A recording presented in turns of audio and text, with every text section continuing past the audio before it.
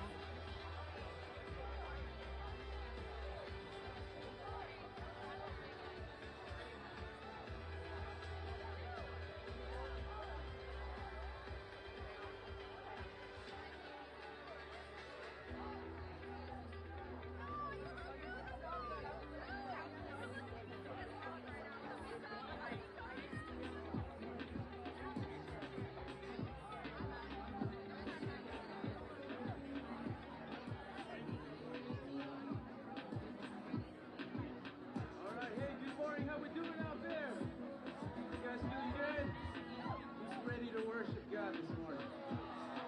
Hey, it's a privilege to be with you this morning. Part of our nation's capital. Lift the name of Jesus. Scripture tells us that God inhabits the praises of his people. So that's what we're here to do this morning. We're going to lift the name of Jesus. We're going to make our voices heard. And we're going to fight for life. Amen? So let's worship together. Here we go.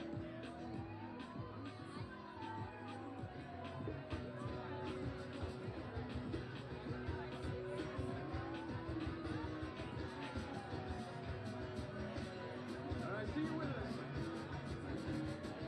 When the last is down, you see my victory.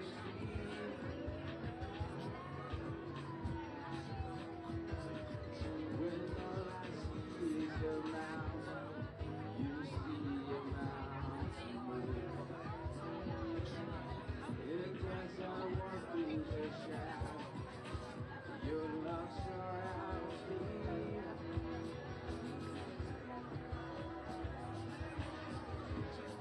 There's nothing to fear, for I am safe with you. Alright, you know it, lift it up. So when I fight on my knees, with my hands lifted high, oh God, the battle belongs to you, and every fear I lay at your feet, I'll sing through the night, oh God, the battle belongs to you.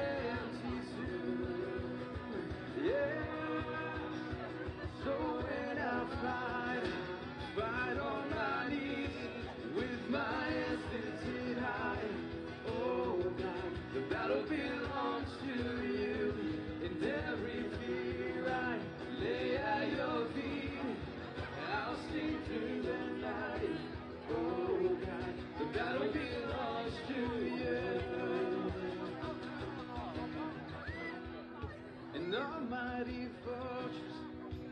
You go before us. Nothing can stand against the power of our. You shine in the shadows. You win every battle. Nothing can stand against the power of our.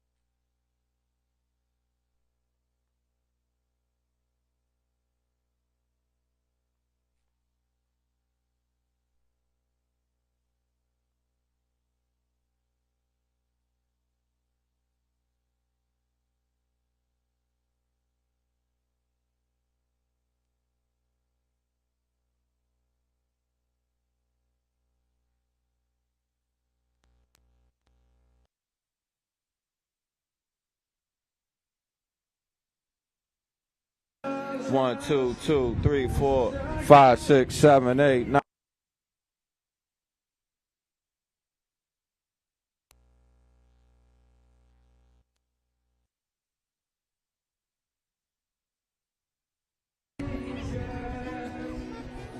Ten, 2, 2, 2.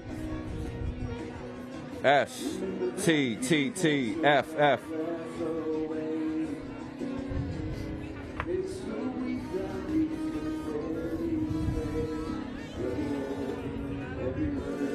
Two, 2.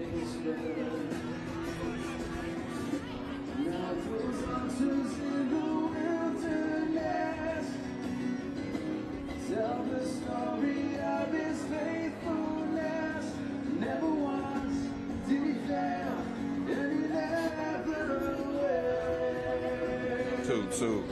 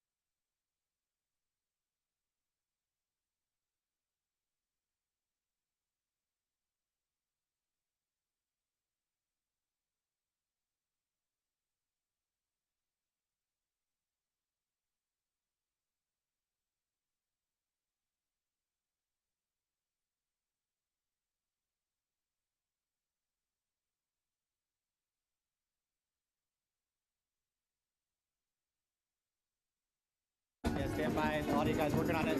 Yeah, mic check 1 2 3. Mic check 1 2 3. Yeah, you have it now.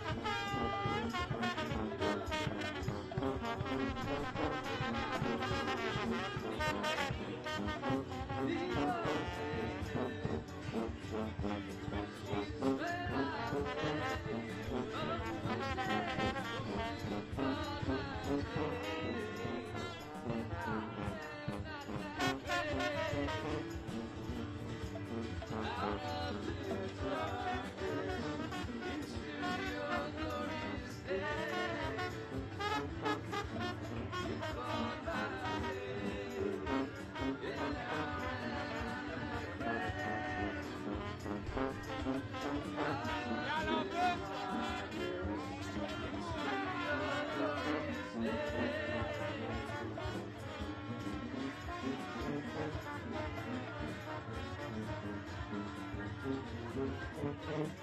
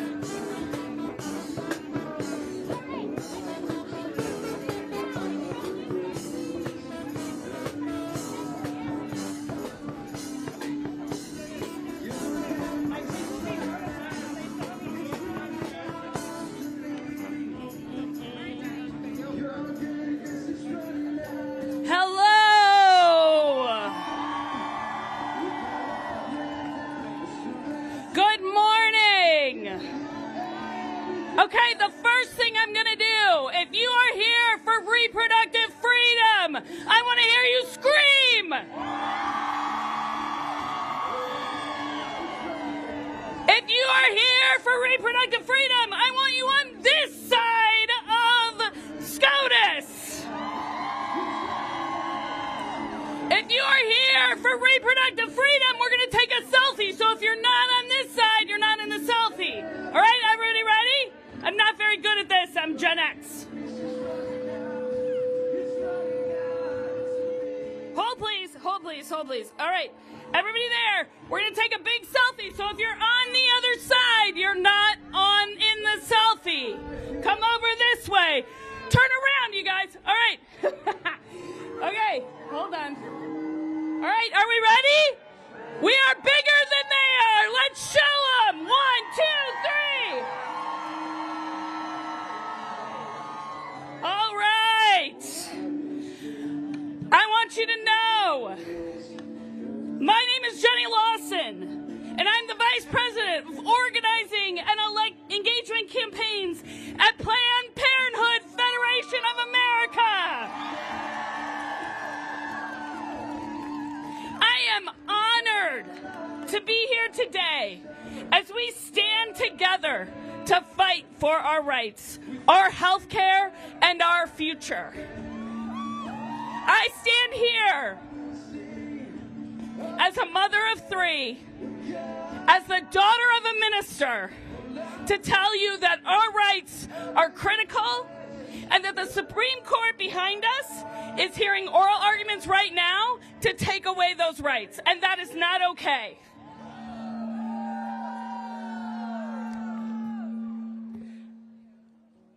Today, the U.S. Supreme Court is hearing oral arguments in Medina versus Planned Parenthood South Atlantic. This case could effectively deny South Carolinians who lose Medicaid the right to choose their provider of sexual and reproductive health care. And that includes Planned Parenthood health centers, and could have consequences for people in other states who use Medicaid as their insurance. This case, though, is about patients, who they can go to for care, who controls their bodies and their future. We have a number of folks wearing patient gowns representing the 1 in 4 people who have been to a Planned Parenthood health center. I kind of like the background music, you guys. It's working for me. All right. It's a little emotional because we are emotional. We have Planned Parenthood patients, and I feel like, I feel a lot of main character energy right now. So, I'm really liking this background music. And these patients, more than half of them get care through publicly funded programs like Medicaid and Title X Family Planning Program. These patients are representing people today, and on their gowns, they wrote why they're here. So I didn't prep them, but everybody who's wearing a patient gown, on the count of 3, I want you to say out loud with your full chest what you wrote on your gown. Why are you here today? On the count of 3. 1, 2, 3. And now I want you in the crowd to think about why you're here. Who are you here for? And on the count of 3, and I want you to shout out a name so loud that everybody knows why you are here. Who are you here for today? 1, 2, 3. We are here because we believe in a country where access to health care, including sexual and reproductive health care, is a right, not a privilege. We are here because no patient should be denied their right to choose the provider that they feel safest with, welcomed by, and seen without judgment. We are here because Planned Parenthood and providers across the country show up every day to deliver critical health care, no matter what. And we are here because attacks on Medicaid, Title X, and Planned Parenthood are attacks on real people. Our friends, our families, our communities. And we are not backing down. We have an incredible number of speakers champions, musicians, and advocates that you're going to hear from. There to share their voices, their stories, and their unwavering commitment to patient rights, to choose their Medicaid provider, reproductive freedom, health care access, and their right to make their decisions about their bodies.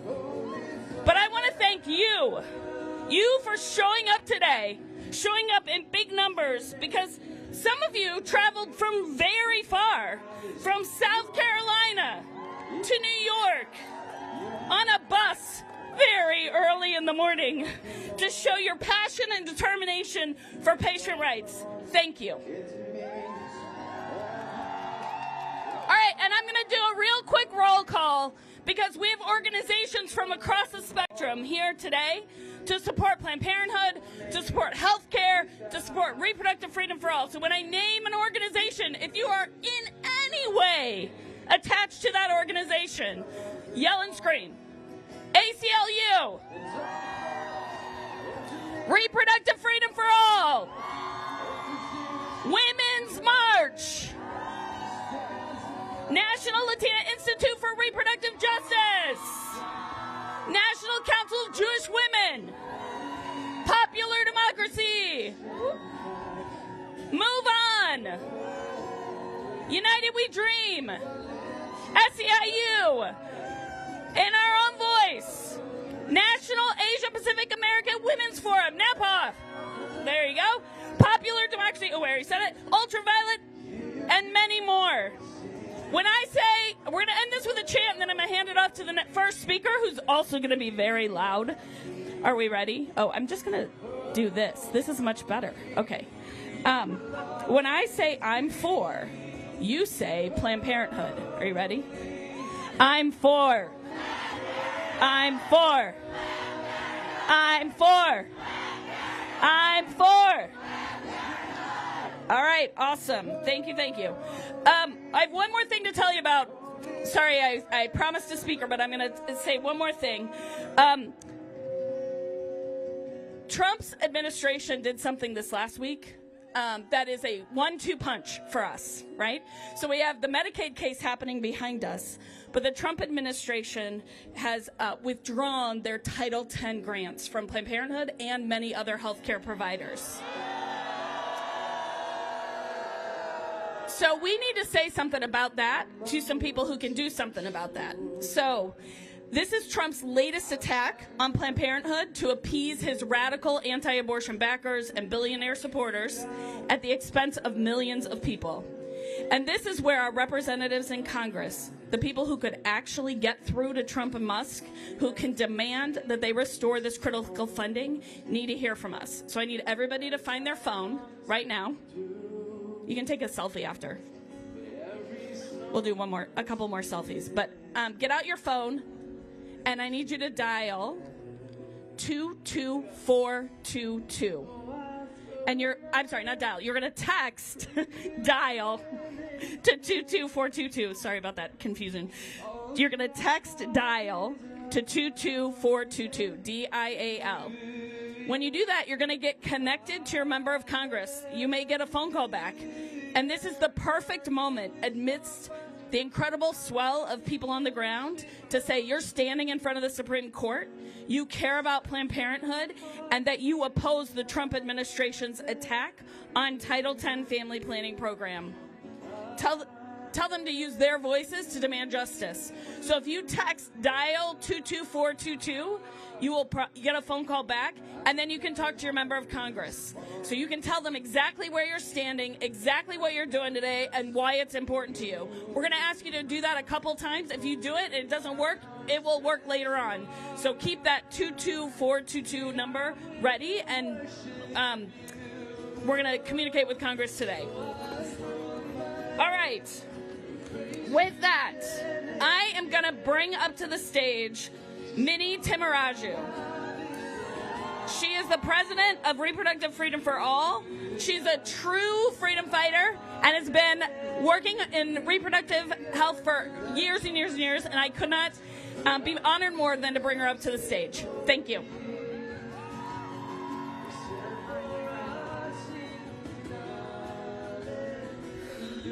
Y'all, This is wild. Is anyone else kind of sick of being in front of the Supreme Court? I mean, how many more times are we going to have to do this shit? Listen, but if we're talking about the court, can we give it up for our friends in Wisconsin? They did the damn thing and we won! We beat back Elon Musk, we beat back Donald Trump, and we're going to do it again! My name is Vinnie Timaraju. I'm the president of Reproductive Freedom for All. But more importantly, I'm a Planned Parenthood alumni. I started my career in repro rights in Houston, Texas, working for Planned Parenthood Gulf Coast. And you know, when I'd go to work, we had to pass through throngs of these dipshits. Every dang day, they would be protesting outside our clinics, harassing our patients when they were there for birth control, STI testing, and cancer screenings. What the hell is wrong with them? And now they've captured the court. And we're not going to stand for that, are we? Because we fight for Planned Parenthood. Make no mistake, this is about our fundamental freedom. Our freedom to decide who we go to for our health care. How dare they try to take that away from us? Are we going to let them? Absolutely not, because we fight for Planned Parenthood. Government and politicians should have no say in where I go and where you go to get our health care. Look, 1 in 4 people have gone to Planned Parenthood for their fundamental health care. 1 in 4. But we're going to fight for those 1 in 4. For many Americans, Planned Parenthood is their sole source of health care. It's their sole health care provider because they're in the toughest places in this country. They're in the farthest reaching places in this country. And if we lose Planned Parenthood, millions of Americans are going to lose their health care. Are we going to let that happen? 600 healthcare centers are at risk. 600. And let me tell you something. Planned Parenthood is one of the very few places all across America that actually takes Medicaid. So when we're fighting for Medicaid, we're fighting for Planned Parenthood.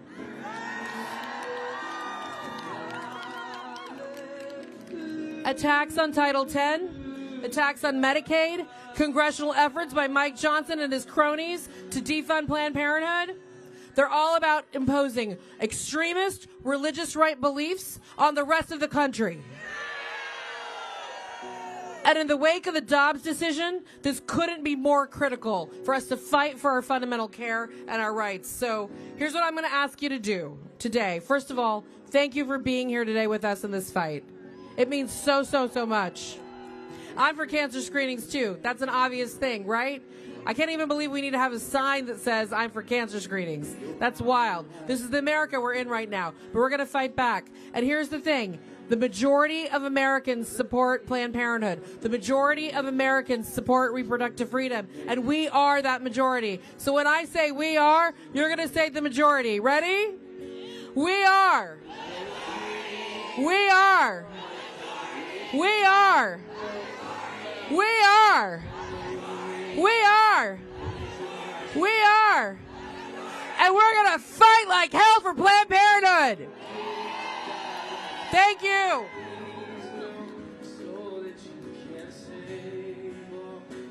Thank you, Minnie. Thank you, Reproductive Freedom for All. All right. You guys, there's so many more of us than over there. I mean, they're singing awful loud, but there's so many more of us than over here than over there. It's hard to, y'all can't really see it, but it's pretty amazing. So our next speaker is a fierce advocate for all of our rights, for reproductive rights, and a leader in the fight to protect our health care and many other things happening. She is from the ACLU, and it's Deirdre Schiffling. Come join us.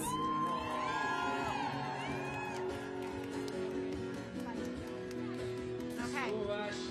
All right. Good morning. Good morning. You look so beautiful. It's so inspiring to see all of you.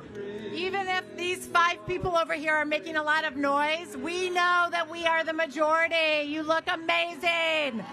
Woo! My name is Deirdre Schiefling, and I'm the Chief Political and Advocacy Officer of the ACLU, the American Civil Liberties Union.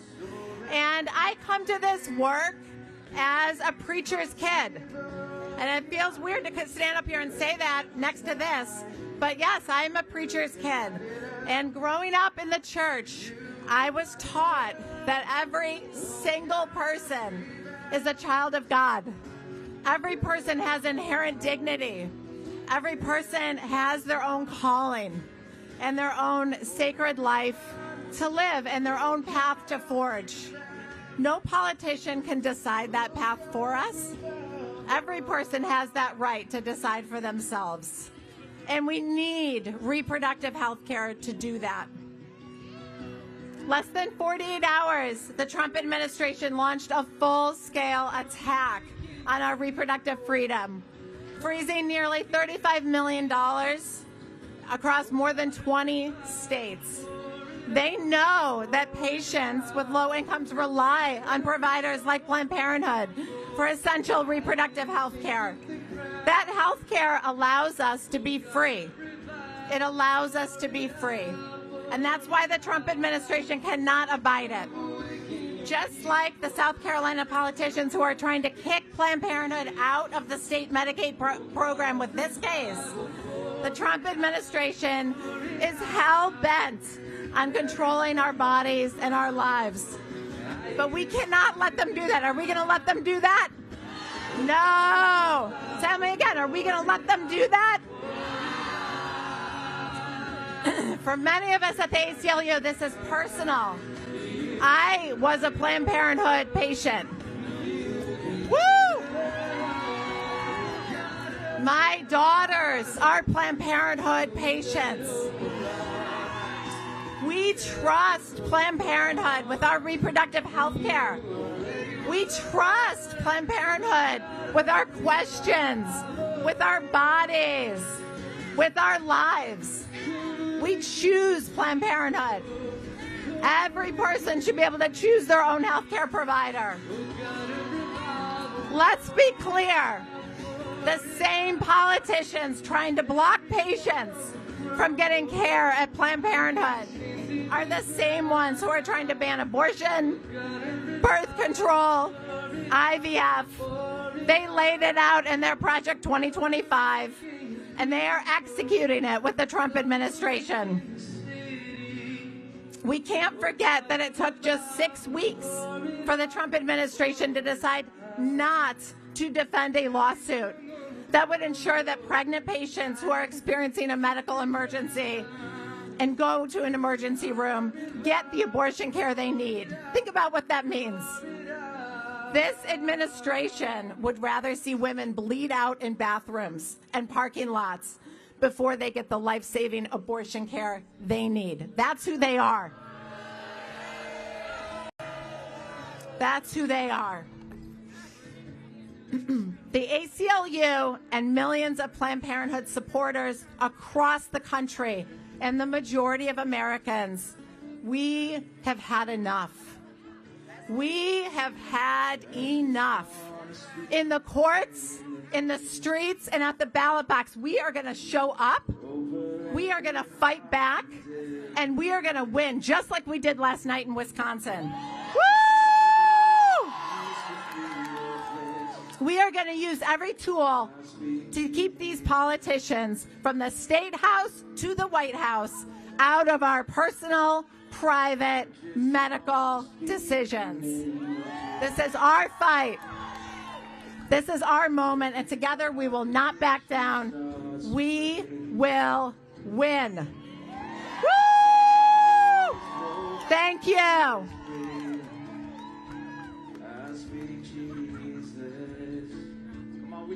All right, I got another chant for you. Here's my belief.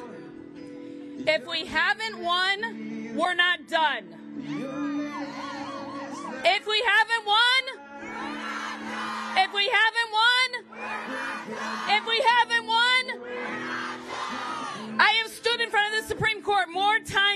doesn't count. It is a March annual event. Sometimes it's snowing, sometimes it's warm. Today it's sort of delightfully chilly. So I've been here time and time again, and I know that you will be here time and time again. The next time they are going to go after our rights, where are you going to be? Right here. The next time they try to take away rights and declare that women are going to bleed out in hospital parking lots, where are you going to be? Are we going away? Are we done? We haven't won, so? Excellent. I'm going to bring up to the stage a fierce advocate for reproductive rights. She's one of our fiercest champions. She's a fighter, she's a Texan, and she knows what's at stake. Please welcome Representative Lizzie Fletcher.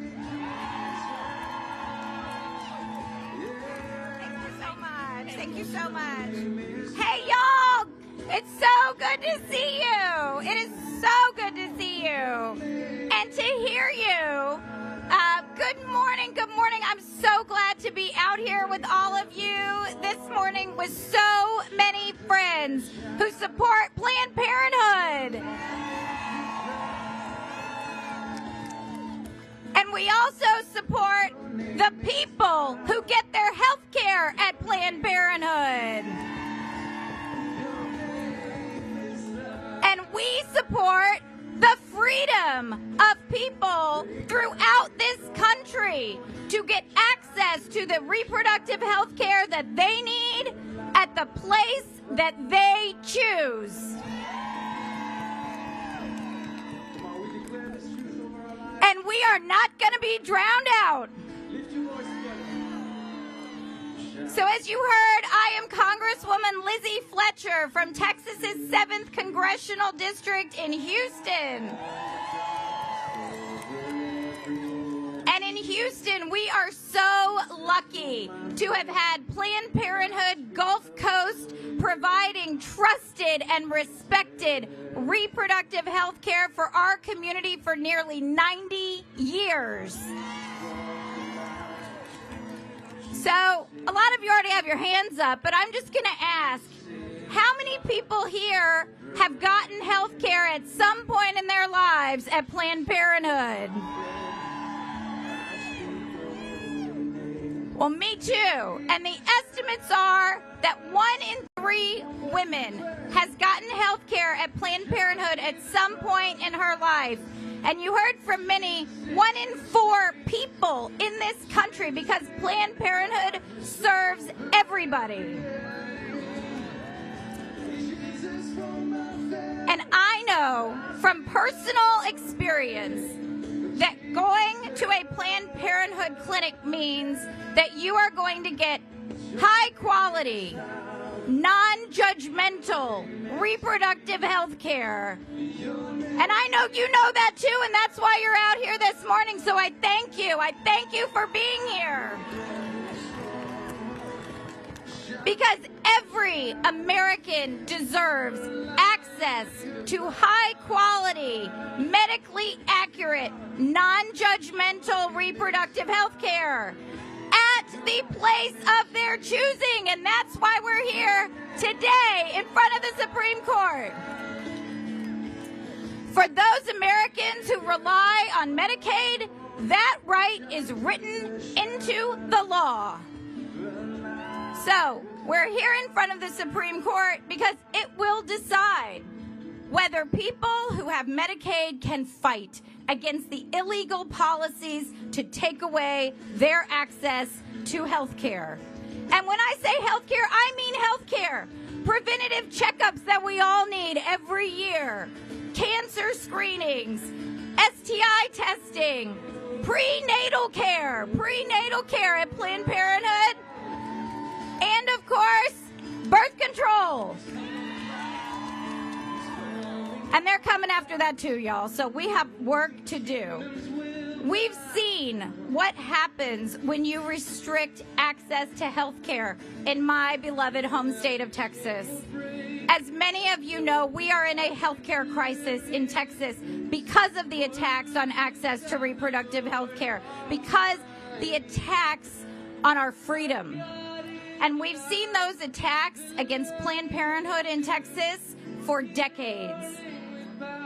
What we know is we know what it means to take away access to Planned Parenthood for people in our state and across the country. At one time, Planned Parenthood clinics in Texas provided care to more than 40% of Texas Medicaid program members. But that's not the case anymore because of actions like this one, actions like the one that's being challenged in the Supreme Court to prevent Medicaid recipients from having care from the people and the provider of their choosing. We're not going to let that happen. We can't let that happen. Because it's not just the case that threatens access for patients in South Carolina.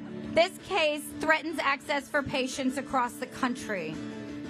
And also, as you've already heard, the Medicaid program itself is under attack. We know that's happening in Congress. You've heard it. You're going to keep hearing it. And it is so important that you know and that you share with people what is happening. What Republicans in Congress are trying to do right now, they're proposing massive, massive cuts to Medicaid funding that will reduce access to health care for people across the country. People who are in the Medicaid program and people who are not, because it's going to hurt everyone to cut these critical funds for these programs. And of course, you probably also know that the Trump administration is coming after Title X family planning funding too.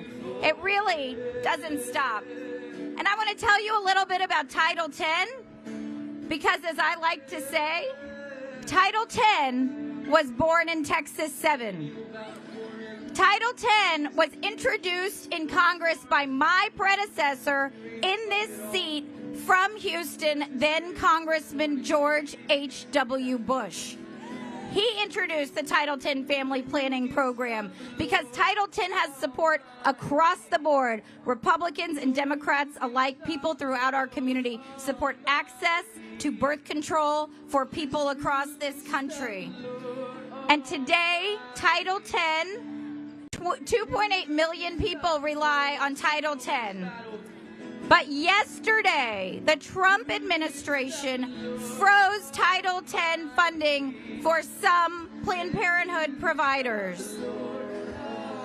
Right? That's not okay. It's not okay. And the efforts to strip Planned Parenthood of Medicaid from the Medicaid programs in states like Texas and South Carolina and to cut Title X funding are part of a larger attack. It is an attack on Planned Parenthood, that is clear. It's been going on for a long time, and we're here to fight back. Right? We're here to fight back. We're not going to get drowned out. We're not going to get talked over. Our voices matter. This attack on Planned Parenthood is an attack on our freedom. This attack on Planned Parenthood is an attack on all Americans. And it cannot stand. I said it before, and I'll say it again. Every American deserves access to quality, non-judgmental, medically accurate reproductive health care at the place of their choosing.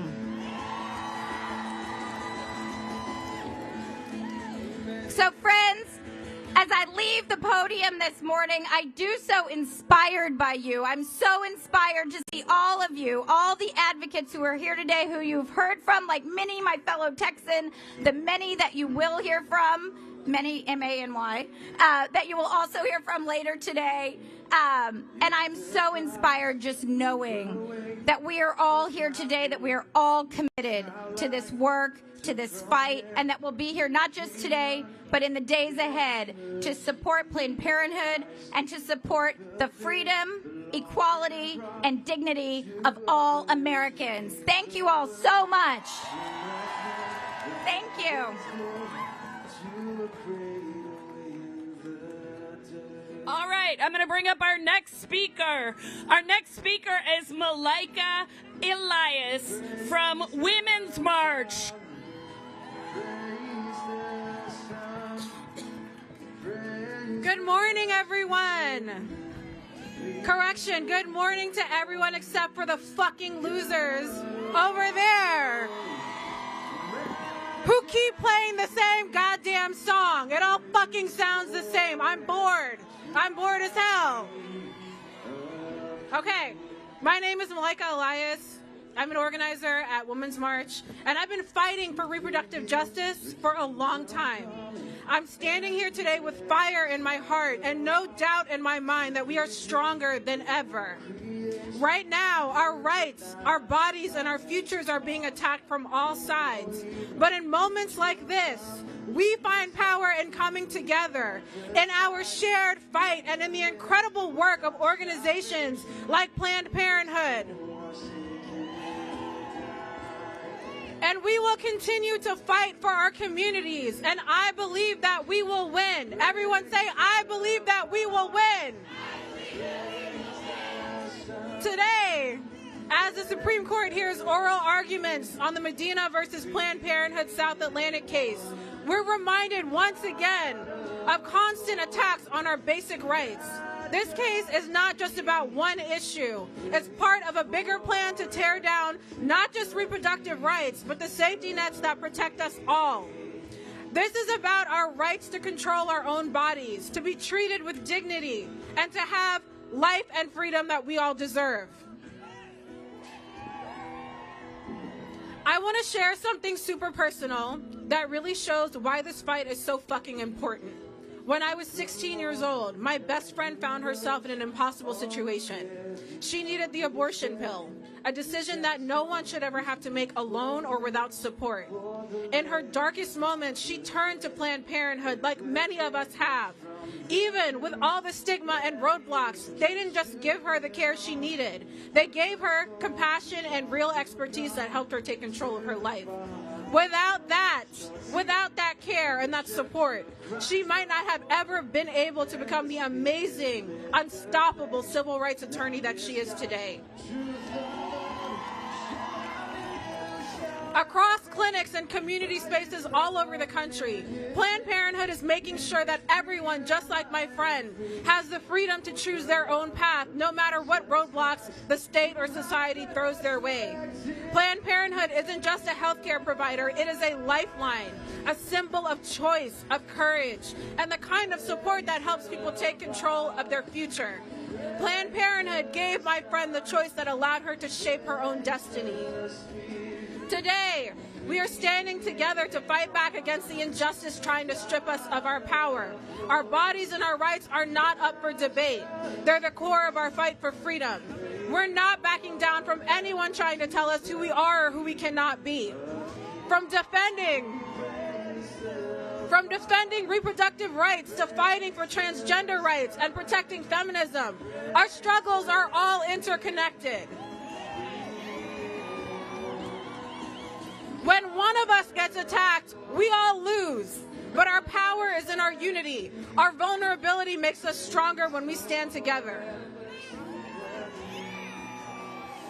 Every act of resistance adds another thread to the unbreakable fabric of our collective liberation. Whether you're organizing at the local level, sharing your story, or simply speaking truth to power in your communities, you are making history.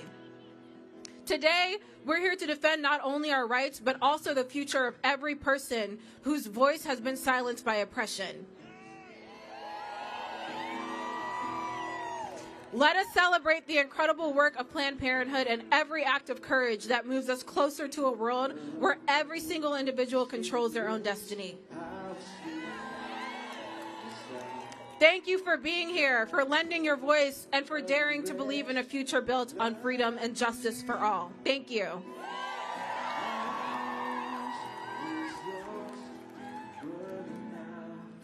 Thank you, Women's March. All right, next up, we have a leader who fights every day for Latina reproductive justice. Let's hear from Lupe Rodriguez, Executive Director of the National Latina Institute for Reproductive Justice.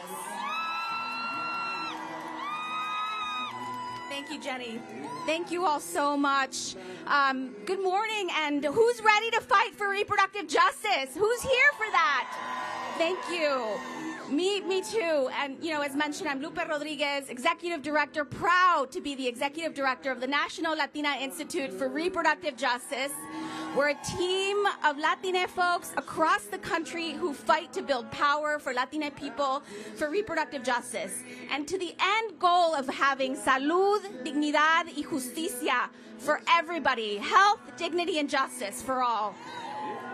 You know, as this Supreme Court weighs whether to allow states to block people enrolled in Medicaid from accessing essential health care, we're here to urge them, demand that they continue to allow people the freedom to choose where they get the health care they need, that they allow us to continue to choose providers we trust, including Planned Parenthood. You know, for millions of people across this country and over 500,000 Latina people, Planned Parenthood health centers are a lifeline. I know this firsthand. You know, as we know, every year, millions of people choose Planned Parenthood as their trusted provider for health care, high quality, affordable health care, including cancer screenings. You know, as Minnie said, why are we even talking about this? Why are we talking about defending cancer screenings? Birth control, STI testing and treatment, abortion care, wellness exam, the list goes on. I worked for Planned Parenthood for 10 years. Yes, it's close to my heart. For 10 years at Planned Parenthood Marmonte in California, I fought to defend this critical life-saving care. And I saw firsthand how crucial Planned Parenthood health centers are, and especially for folks in the Latina community. I learned that for many people in our communities, Planned Parenthood is not only the first choice, or can be the first choice, but it's also, for some people, the only source of health care. You know, every day at Marmonte, I got to know patients came to our health centers from all over California. Folks who were my neighbors, folks who are our friends, our family, our mothers, our sisters. You know, when I think about Planned Parenthood, I think about my Aunt Lourdes, whose life was saved when she was diagnosed with cervical cancer at one of their health centers in San Jose, California. She had just come to the U.S., didn't have any other health care, and was diagnosed with cervical cancer at a Planned Parenthood health center. I also think about the 15-year-old rape survivor who received abortion care at a health center in Monterey, California, after having waited weeks to raise money she thought she needed for that care. And I think about the hundreds of thousands of people I met when my 10 years there who had nowhere else to go, but were welcomed at Planned Parenthood health centers because they see people regardless of immigration status. No questions asked. No questions asked. And I think about the patients who chose our health centers because they provided compassionate, high-quality health care for people of all genders and sexual preferences without judgment. One of the few places where that is the case. And now, their access to this lifeline, this place of hope and support, this life-saving care is under threat. And it's fucking not right. It's not right. Make no mistake, this administration and extreme anti-abortion politicians and activists have been crystal clear that they'll stop at nothing to dismantle our healthcare systems. And of course, this move to try to shut down Planned Parenthood is connected to their bigger plan of cutting Medicaid, of ending funding to Title X family planning providers, and taking away other reproductive health care we need. There is so much at stake for our communities.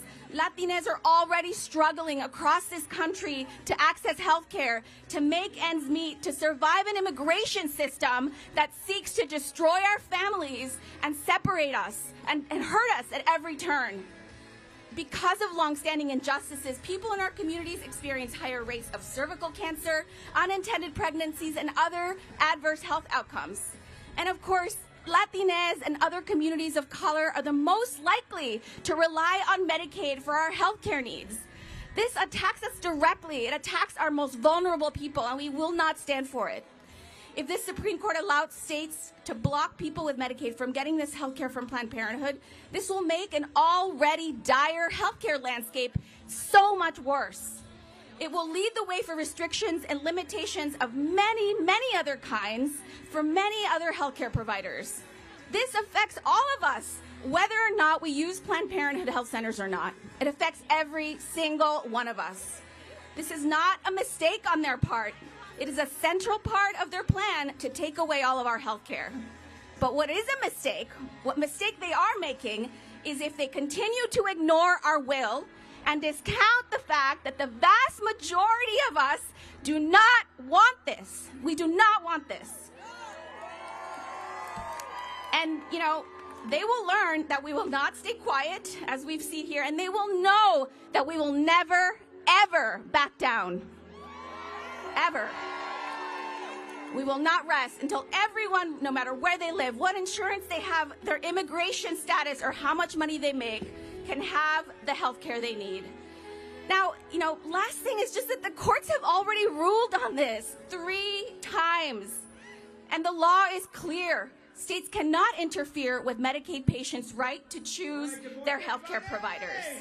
So again, we demand that the court uphold that right once again. And to the politicians and extremists trying to take away our freedoms, we say, we see what you're doing, and we will not let you win. We will not let you win. Ever. And to our communities, to our allies, to every person here, we will fight for you. We will fight with you. And we will not stop until we have true reproductive justice for everybody. Everybody! Let's drown them out.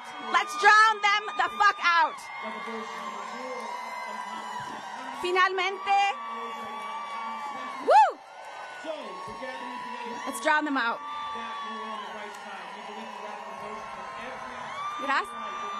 Finalmente, quiero decir algo en español. Quiero incluir a muchas de las personas que no serán, o más bien que serán las más afectadas por estos cambios, estos ataques, pero que no siempre se ven representadas aquí. Por eso hablo en español, para los que me entienden. Y quiero hablar de parte de nuestra comunidad, las latinas en este país, para declararles en nuestras voces y en nuestro idioma que merecemos salud, dignidad y justicia. Salud, dignidad y justicia. Salud, dignidad y justicia. Y no pararemos hasta que lo logremos. Gracias. Thank you. On behalf of our host organization, the March for Life, I want to say welcome to the Choose Health. All right. Have we won? Have we won yet? So what are we? If we haven't won? If we haven't won? If we haven't won? All right. Lifting up the voices of Asian American and Pacific Islander women in this fight. Let's hear from Sungyun Choimaro from the National Asian Pacific American Women's Forum. Good morning! Y'all, this is an amazing car. Wow, y'all expanded over there. I didn't know people over there. Hello, over there. We are not going back. We won't go back. We won't go back. We won't go back. We won't go back. We won't go back. We won't go back. We won't what? Go back! That's right. We're not going back, right? And so as they pray over there, I have to say, as an ordained minister myself, I am appalled at what we are doing in the name of our God. Because what I was raised with is that all of God's children are precious, that human rights and health care is human right, and that is why I am here today. I stand here today because of my faith, because of how I was raised, educated at, of all places, Wheaton College, Illinois, because my faith teaches me that my faith is not about controlling people, but it is about lifting up the dignity of every individual. When I first came to this country as an international student, I did not have proper health care. We all know this healthcare system in this country sucks. So I did have to go to a Planned Parenthood to get my care.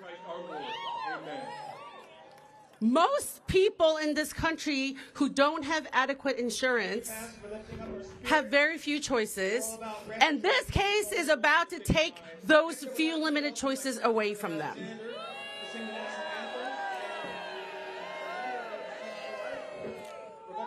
So they can say all they want about protecting life, but I have heard that message for way too long in my lifetime and know that that is absolutely not true.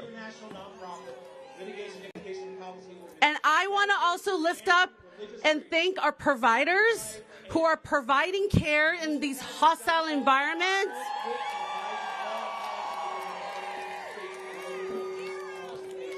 Yes, they are. They are heroes.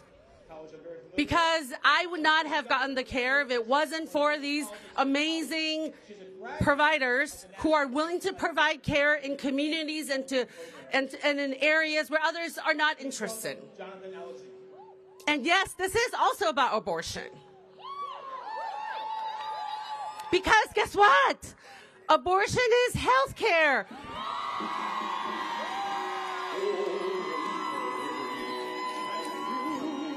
Abortion is what? Abortion is what? Abortion is what? That's right, y'all. We are going to carry that message on till we win back this country.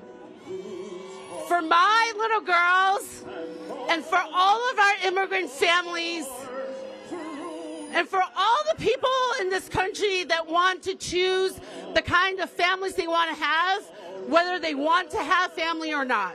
We are going to fight for every single one of them because people are hell-bent on taking our rights away from us. So what are we not doing? We are not going back. We won't go back. We won't go back. We won't go back. We won't go back. We won't go back.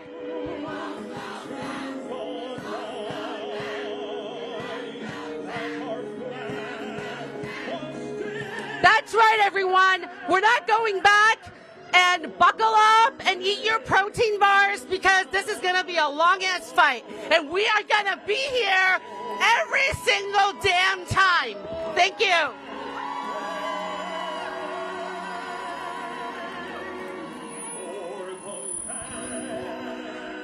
We won't go back. And I gotta say, as this song is playing, I can't think of anything more American, more patriotic than fighting for your basic rights and your basic freedom.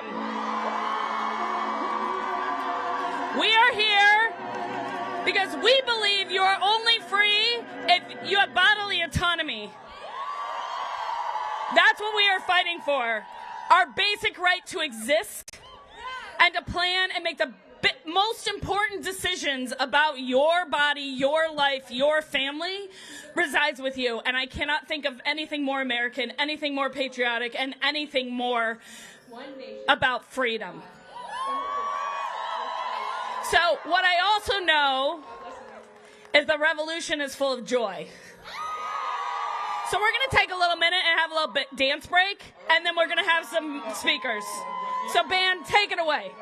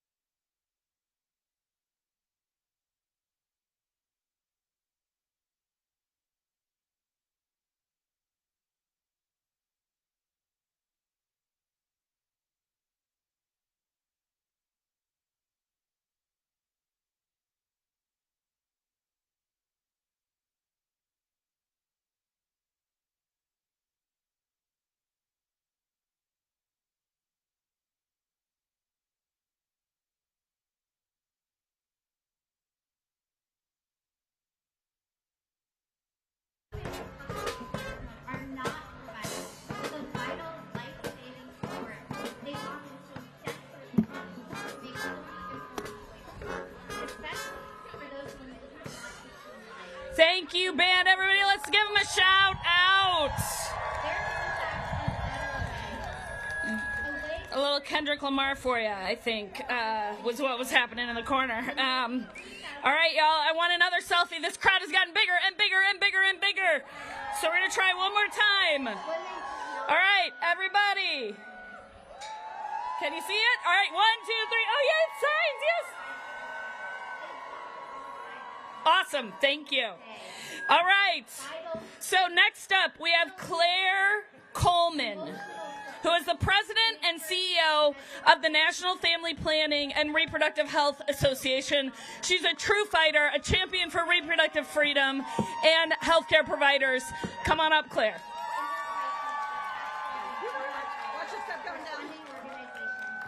Good morning, everyone. Shout out to all you people for what you're doing. I'm here representing the National Family Planning and Reproductive Health Association. We are a network of family planning providers in federally qualified health centers, in college and university clinics, in hospital outpatient centers, in private not-for-profits, and in Planned Parenthood affiliates all across the country. We represent almost 1,000 government agencies and private not-for-profits who focus on providing access to high-quality contraception and sexual health care to anyone who needs it.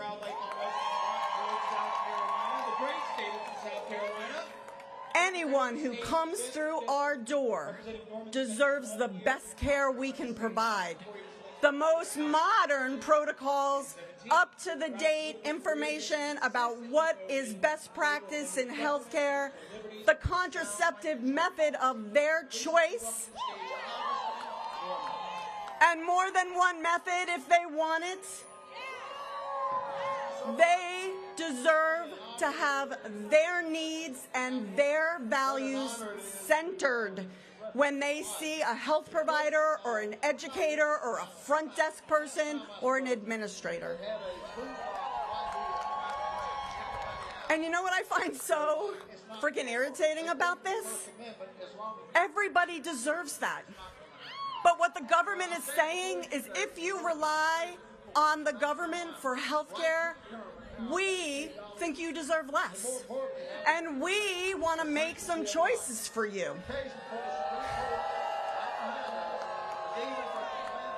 That's right. And, you know, I used to run a Title X funded system in my home state of New York. You know, if we're not good, you should go where you can get better.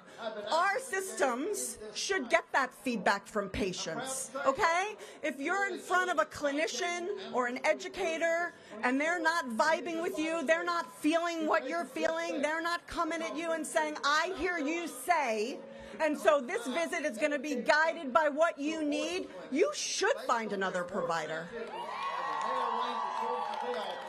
We're not afraid to let people decide where their health care comes from. Because every day, providers in the family planning safety net are working to get better. They're working to understand more about the people in their community. They are working to represent their own experience of healthcare in the community. You know, folks who work in sexual and reproductive health care are not removed from the need for sexual and reproductive health care. We all bring our own experience. Were we listened to? Were we heard? Did we have access? Did we get what we need? And here's the critical point. The Medicaid Act gives states the authority to determine which providers qualify. When you get an insurance card of any kind, that doesn't mean you're going to get good health care, right? It means you get the opportunity to try to seek care, and that's essential, right? Everybody should be able to access its basic dignity to be able to access health care. For those who do not share our values. When the government tells you, oh, but for you, here's your choice of providers, but for people with a different kind of insurance or a different level of income, they have a wider series of choices. That ain't right, and that ain't fair. And every single person working in safety net family planning does not want to be your last choice. They want to be your best choice.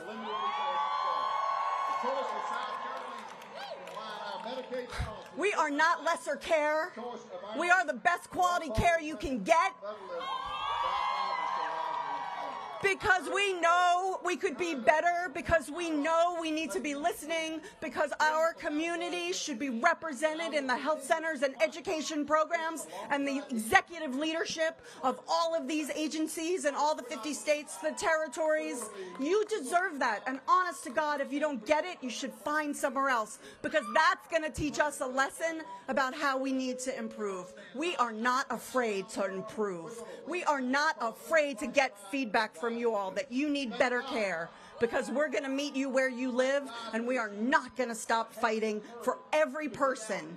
No matter who your payer is, no matter where in the country you live, you deserve the very best care we can provide.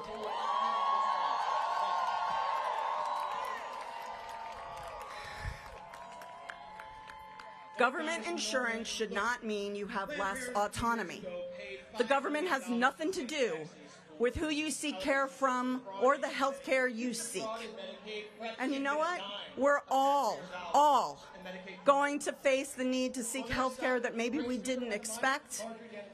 Stuff that challenges us deeply, scares us a lot, and that's why it so matters that when you walk into any health center around the country and you say, I need contraceptive care, I need STI screening, I need abortion care, I just need a well woman check, the person sitting in front of you is there focused on what you need. They don't care about what you need.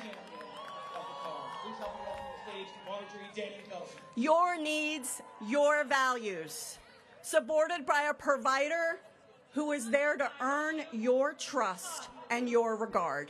You don't have to prove yourself to them. Those folks are there to prove themselves to you.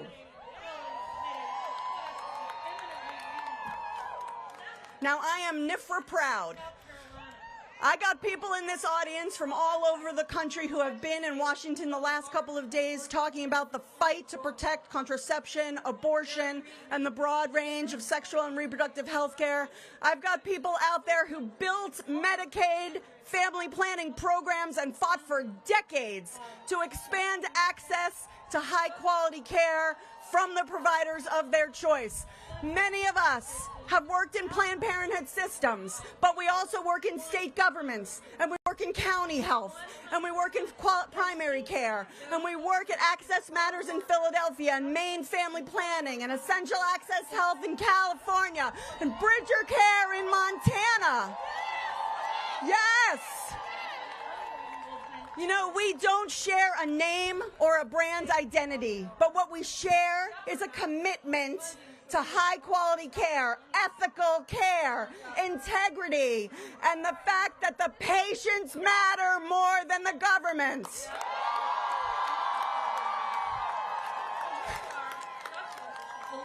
So I gotta tell you, you better not try us, because we've been around a long time. I'm in this 27 years, and there are people who dwarf me. We have people who were present at the founding, okay? They were here 60 years ago when this Supreme Court said married people could access contraception. And they were here 53 years ago when the court then conceded that single people could use contraception. And we are facing the loss of that constitutional right, and you're not going to let it happen. You're not going to let it happen. Contraception, healthcare is our right, and it is our choice, and we will exercise it, and we will protect it, and we will protect each other.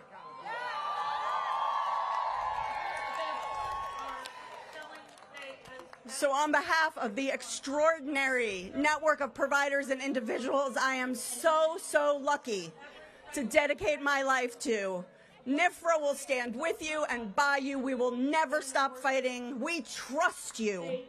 We trust you. And we're here for you always, always. Let's keep fighting together.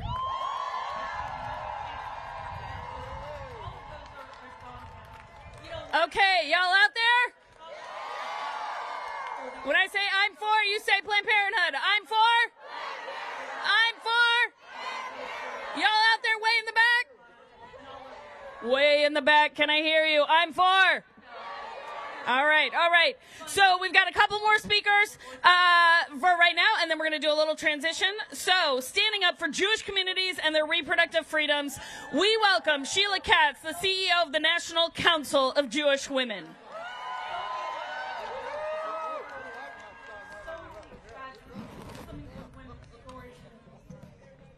Shalom, y'all. I'm Sheila Katz, CEO of National Council of Jewish Women, a 131-year-old Jewish feminist civil rights organization working for equity and justice for all women, children, and families. Our work is rooted in the belief that every person deserves to live with dignity, safety, and freedom. I'm here today as a Jewish woman, a community leader, and as someone who believes that access to health care is not just a policy issue, it is a matter of human dignity. This morning, the Supreme Court hears oral arguments in a case that could have devastating consequences for millions of people who rely on Medicaid for essential health services. Let me be clear. This is not just a legal case. This is a moral moment. Medicaid is a lifeline. It is not a luxury or a perk. It's how millions of people access cancer screenings, STI testing and treatment, contraception and prenatal care. It's the difference between prevention and crisis, between early detection and a funeral. And for so many, especially in rural areas and underserved communities, Planned Parenthood is the only provider they can realistically access. Telling people they can't go there is not about protecting patients. It's about punishing them for being poor. It's about political control, not care. The people who will be hurt the most by this case, low-income women, people of color, LGBTQ individuals, they are already navigating a healthcare system designed to make them feel invisible. And now some want to go even further, to dictate which doctors they can see, to deny them care entirely, simply because they're on Medicaid and the provider is Planned Parenthood. What kind of cruelty is that? How small, how morally bankrupt do you have to be to try to make it harder for someone to get a mammogram? This case is not about law. It's about power and the willingness to wield that power against the most vulnerable. And when Christian extremists suggest that getting STI testing or a cancer screening from Planned Parenthood is somehow wrong, we must raise our voices louder. Louder for the dignity of people seeking health care. Louder in support of Planned Parenthood. Louder for the truth that access to care is a human right and no one, no politician, no judge, no one with an extremist agenda should stand in the way of that. To turn anyone away from life-saving health care is not only unjust, it is inhumane. In Jewish tradition, we are guided by the principle of pekuach nefesh, the mandate to save and protect life. There is no higher commandment in Judaism. It is so important that saving a life supersedes nearly all other commandments we have. Nothing can stand in the way. In fact, Jewish law teaches you can even break Shabbat, one of our most sacred observances, to protect someone's health. If someone is sick, you drive them to the hospital. You call for help. You act without hesitation because the well-being of a person comes before ritual, before tradition, before everything. And there is no clearer moral failing than preventing people from accessing life-saving health care. In just 10 days, Jewish families around the world will gather to celebrate Passover, our ancient story of liberation, a holiday that commands us not just to remember the Exodus, but to imagine ourselves as if we personally escaped from Egypt. Why? So we never forget what it means to be vulnerable. So we never ignore the suffering of others. So we understand deep in our bones that the fight for freedom is not theoretical, it is personal, and it is ongoing. Passover teaches us that our freedom is not complete until everyone is free.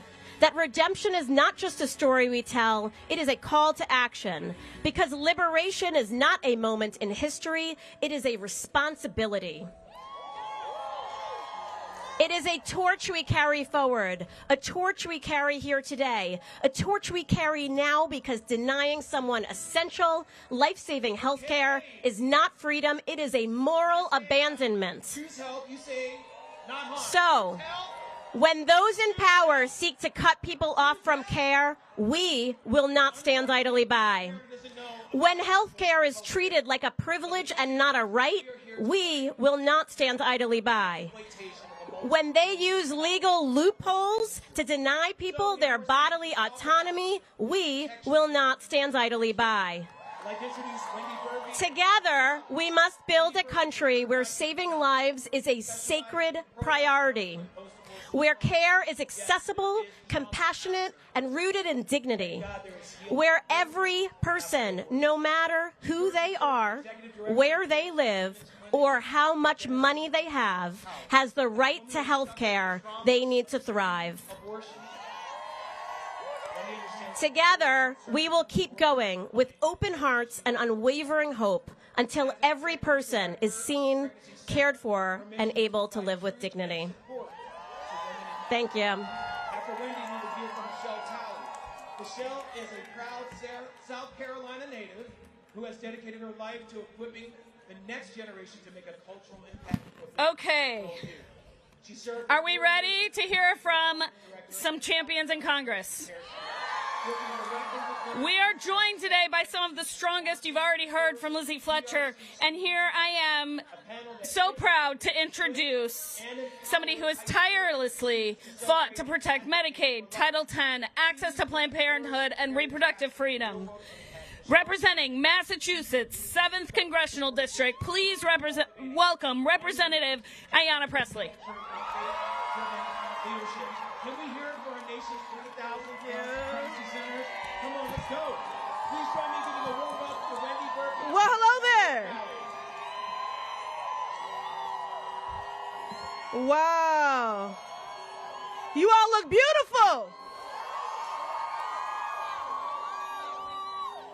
My movement family. You know, the energy here reminds me of the energy of every movement throughout history, from Seneca Falls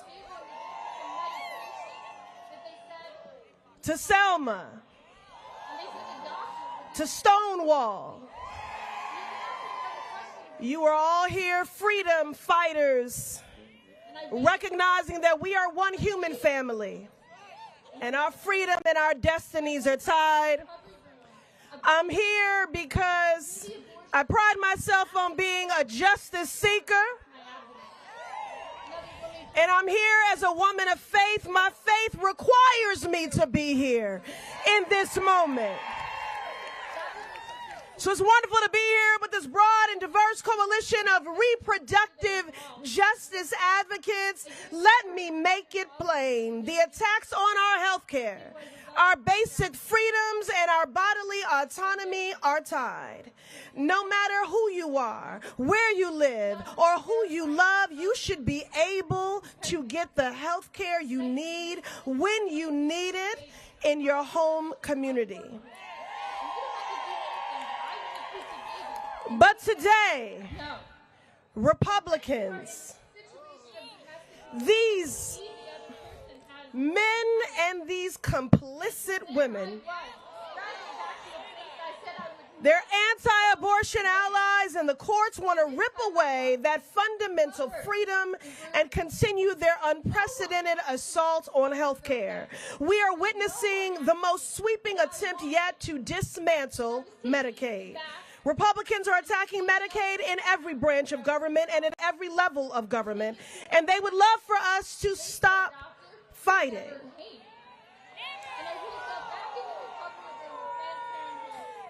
You know, that's why they're so anti-woke, because they want people to be asleep. They want people to be ignorant. They want people to be indifferent. They want people to be inactive. But we will keep fighting. Because we refuse to accept their harmful agenda as an inevitability and let them strip health care away from millions of people, especially those that are black, brown, indigenous, disabled, and queer. We will not back down. The law is on our side. Let me say that again for the people in the back. To the left and to the right, the law is on our side. The law is on our side. The law is on our side. And so too is the power of the people. Now again, as a congresswoman, let me just do that quick history lesson. Congress codified the right of every patient with Medicaid coverage to have free choice of their health care provider. Your doctor, your choice. Your doctor, your choice. Your doctor, your choice. This is the same freedom that everyone else has with their private coverage. So if you make less money, or you have a disability, or you receive your care through Medicaid, you shouldn't be denied the right to choose your health care provider. What they want is a scenario that would not only further entrench disparities in health care, but flat out deny people the care they need. Y'all, people will get sicker. People will die. And we won't stand for it. Today, with our nation at a critical inflection point, we are here to stand on the side of freedom. The freedom to choose when, how, and whether to grow your family. The freedom to choose when you get your health care. The freedom to choose.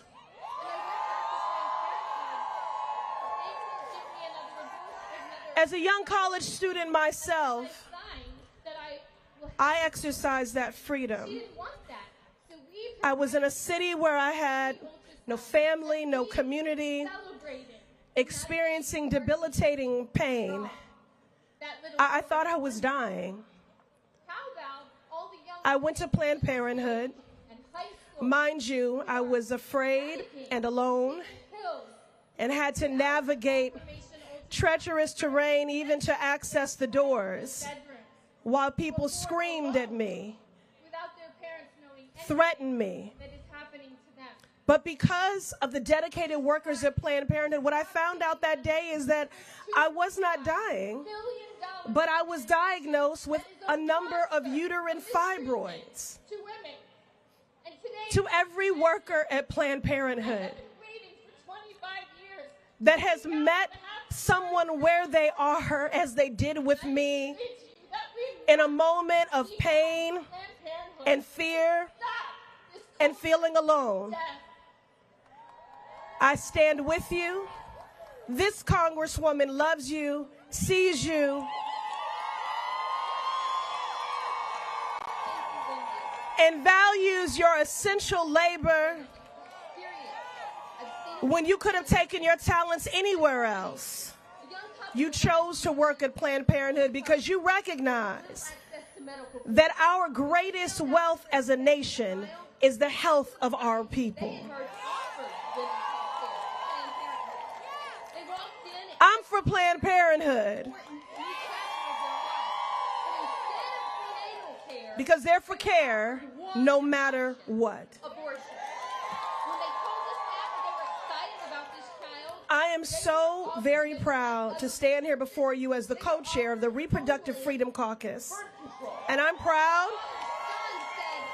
that our caucus stood together with every Senate Democrat and nearly 200 House Democrats to make our collective voices heard in this case, to tell the courts that we're watching you. We will be watching if they let Medicaid's integrity be illegally undermined. We will be watching if they rob Medicaid patients in South Carolina and across our country of the quality, compassionate care that Planned Parenthood has long provided them. Make no mistake, our most vulnerable and marginalized communities will suffer the most if the Supreme Court doesn't stand with the people. The entire case is an unlawful, unjust, and cruel assault on black women and people of color. It is an assault on low-income folks, the LGBTQIA community, those in rural and underserved communities, all people who are most likely to get their routine health care through their state and federal Medicaid programs. Our fundamental right to health care should not be up for debate. Stop playing politics with our lives.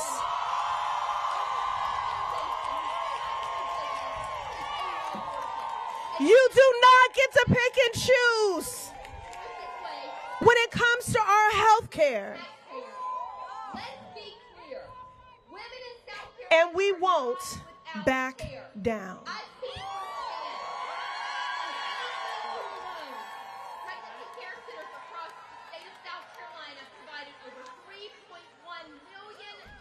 Let's hear it again for Anna Presley. I'm for. Believe that we will win. I believe that we will win.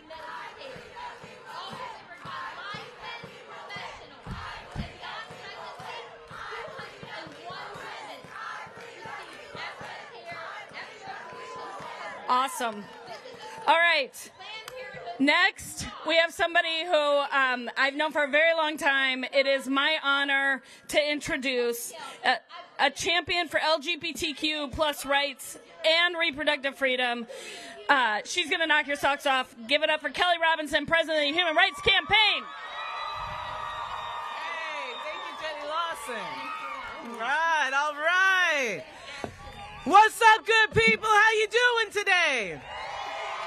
Yes, that's what I'm talking about. I'm Kelly Robinson, President of the Human Rights Campaign. And let me be clear, queer and trans people are standing for reproductive freedom every day of the week, every hour of the day, every minute of the month, y'all. I am so proud to be here and fighting back with you all. When I say people, you say power. People, people, people. When I say people, you say power. People, people. That's what this is about right now. This moment is about our power. And I want to remind you, in moments like this, when our government has attacked our rights, when they've tried to strip away abortion freedom and reproductive justice and queer and trans rights, we've never been defined by our opposition. We have been defined by our power. Somebody say power. Come on, y'all. That's what this moment is about. And as Jenny Lawson said, I grew up in the reproductive rights movement. I grew up fighting for reproductive justice. Y'all, I'm up here 9 months pregnant today, okay? I am committed to this fight, y'all. my ability to build the family of my dreams is only possible because of organizations like Planned Parenthood. And I'm clear today that when they try to strip away Medicaid, when they try to defund Planned Parenthood, it's not only an attack on Planned Parenthood, it's an attack on all of us. Y'all, these same right-wing extremist politicians and judges that are trying to attack Planned Parenthood are the same ones that want to take away and ban our books in our classrooms. They're the same ones that want to take away our rights to marriage. They're the same ones attacking our trans youth. And I don't know about you, but I'm not going to stand for it anymore. Are we going to let them take us backwards? Are we going to let them control our bodies? Are we going to let them come for Planned Parenthood? That's right, y'all. Hell to the no. I'm here because I'm with Planned Parenthood, and I know y'all are too. You know, one thing that we know is true is that our liberation is bound together, our freedoms are interconnected, and our struggles are too. When they come for one of us, they are coming for all of us. And the thing that history has taught us is that when we want to fight back and we want to win, it takes us mobilizing like we are today, building a multiracial, multi-generational coalition of people that are ready to stand for justice, y'all. The words of the great Ella Baker came to me this morning. She said, "We who believe in freedom cannot rest." Oh, I gotta say it again for somebody in the back. We who believe in freedom cannot rest. One more time. We who believe in freedom cannot rest. And I don't know about you, but I'm not gonna rest while they're attacking Black and Latino people and indigenous people and trying to remove us from healthcare access. I'm not going to rest while they're trying to turn back the clock on our rights, y'all. I'm not going to rest while they underestimate the power of the people and what we are willing to do to fight for our freedom, y'all. Y'all, I'm so proud to be here because I see the courage all across this country of people that are awake, that are fighting back, that are not letting fascism and authoritarianism take over our world. Many of you probably saw that the long-term president of Planned Parenthood, Cecile Richards, she passed away earlier this year. And there's a quote that she used to say. She says that it's not hard to imagine future generations one day asking, when it was all at stake, what did you do? And she would say, the only acceptable answer is everything that we could.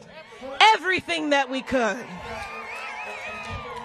And that's why we're here today, because this moment's going to be defined by our courage. Are you ready to do everything that you can?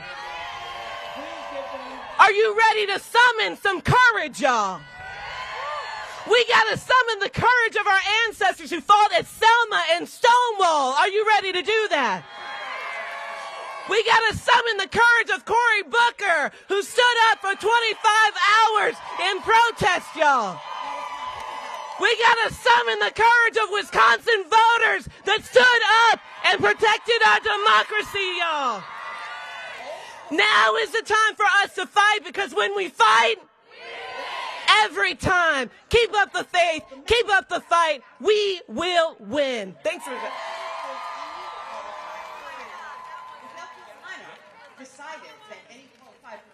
I told you, do you have your socks on? Because she knocked him off. She's amazing.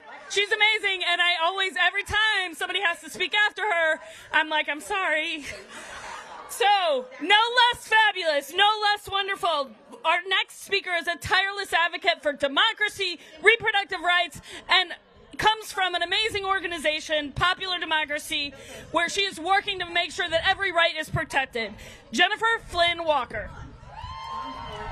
Oh my God, let's hear it for Kelly Robinson. As a member of the queer community, thank you to HRC. As a patient of Planned Parenthood, thank you to Planned Parenthood. I have to follow that. So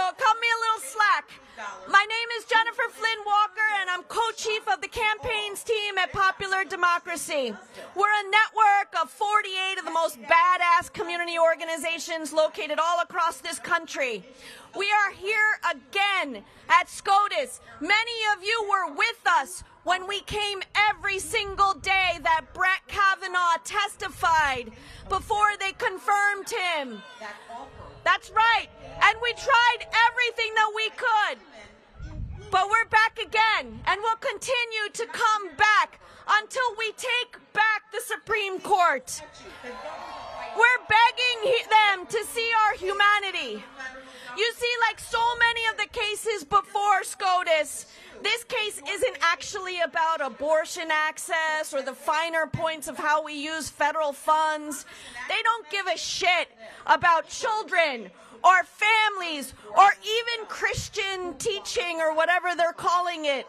If they did, they wouldn't be doing every single thing in their power to decimate our healthcare system.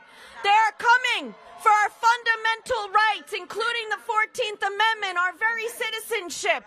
Just yesterday, they fired 10,000 workers from Health and Human Services. They've decimated the centers. That's right. They've decimated the Centers for Disease Control. They shuttered USAID, which provides funding for HIV prevention and treatment in the poorest parts of the world. The cruelty is the point. They literally took the letters USAID off the damn building. Now Congress is proposing $880 billion in cuts to Medicaid, our country's healthcare system. This fight isn't about abortion access. We need to keep and make sure that we secure our rights to reproductive health care. But this fight to them is about power. They want power over us. They want power over women. They want power over trans people. They want power over the poor. They want all of us to be working for them. They want power over every single person who isn't extremely rich and looks exactly like the rest of them. That's it. They want to be able to tell us how to live our lives, what healthcare choices we make. The attack on Planned Parenthood is an attack on freedom, and Popular Democracy will show up for Planned Parenthood every single time. They know that when we organize, when we fight, and they are scared, we are going to stand in solidarity with Planned Parenthood. We are going to fight and win against this fascist regime. We are going to win the multiracial democracy that we have been fighting and making progress towards for decades. They have the political power right now. They have the power of hate. But we have something that is so much stronger. We have the power of love. We have the power of community. We have the power of the people, and they cannot stop us. So I pledge that Popular Democracy will keep showing up here in front of these steps and in the halls of Congress. We will show them our humanity. They cannot take that from us. We will fight alongside, with, and for Planned Parenthood, for our reproductive health care, for Medicaid, for Medicare, for TANF, for SNAP, for Social Security. We will fight to have abortions and live the life that we want to live. And we will keep fighting for all of us, every single one of us, to have access, even them, to have access to health care. Listen, I got something for you to do. We're going to be coming in to D.C., roaming the halls of Congress, talking about our needs for health care every single week that Congress is in session. Will you join me? All right, thanks everybody. We have the power of the people. When we fight, we win. When we fight, we win. Thank you so much. If you follow Jen Flynn Walker into the House of Congress, I can guarantee you're going to get into good trouble, so make it happen. All right, I am so excited to introduce this next group of folks. We are fighting right now to preserve patient choice so that people who have Medicaid, who have government insurance, can come to the provider that they care about, that they feel safe with, and that is oftentimes Planned Parenthood. This group of folks are fighting to make sure that Medicaid stays a value and is available to people across this country, because there's a fight happening in that building that has the ability to decimate our entire healthcare system, and particularly those who need it most. They're going to come talk to you about their fight, and it is our fight as well. So I'm going to introduce Dr. Jackson from Repairs of the Breach, and they are here to fight for the moral standards and the battle raging in Congress and for women and families. Take it away. Thank you. Greetings, dear friends. It's good to be here standing with you today. We must stand. We will stand. And we are standing right now. I'm standing here today, and we have Bishop William J. Barber II, President of Repairers of the Breach, Senior Lecturer of Repairers of the Breach. He's on the phone, and he's going to just say a quick word to us now. Bishop Barber, speak. We are all ears. Can you hear me? Yes, we can hear you, Bishop Barber. It is good that we are together, my brothers and my sisters at Planned Parenthood. We have stood together. And abandon the pro-life conviction she once held. Once she started facing the demands of her life, she took a job at an abortion facility. We can't hear you very well, Bishop Barber. Is it the other one? Oh, this way. Okay. Now? Yes, okay, go ahead. I said that we have stood together in the past. We stood together today, stand together today, and we stand together in the days to come. Amen. What we know, yes. What we know is that the same people and the same forces that do not want women to have a right to choose are the same forces that want to take Medicaid. Yes. The same forces that want to take health care and Social Security. Yes. The same forces that suppress the vote. Yes. The same forces that block living wages. Yes. And in this moment of history, we understand if they are cynical enough to be together, we got to be smart enough to come together and stay together and fight together. Yes. Yes. We cannot go along with this budget. We cannot go along with what is happening. This budget is a budget for the greedy. It is a budget for taking. Yes. It is a shameful thing when the only thing that the president and Speaker Johnson and Senator Hume and Musk can think about is taking. Yes. How much can they take from children? How much can they take from women? How much can they take from the LGBTQ community? How much can they take from seniors? How much can they take from workers? Where we are here today to say the taking stops. You will not take our America. You will not take our democracy. The taking stops. The taking stops. Lastly, we want you to know that this funding of this budget is about war and militarism and tax breaks for the greedy, tax breaks for those who already have more than enough. I want you to know I can't get there if we're on the podium, but we are together in this movement. Now is the time that we must call for a mass movement across America. Now is the time that we must do whatever it requires in our nonviolent tradition. If we have to sit in, let's sit in. If we have to march, let's march. Yes. If we have to engage in nonviolent civil direct action and disobedience, let's do it. Yes. Our future is worth it. We must do collective action together.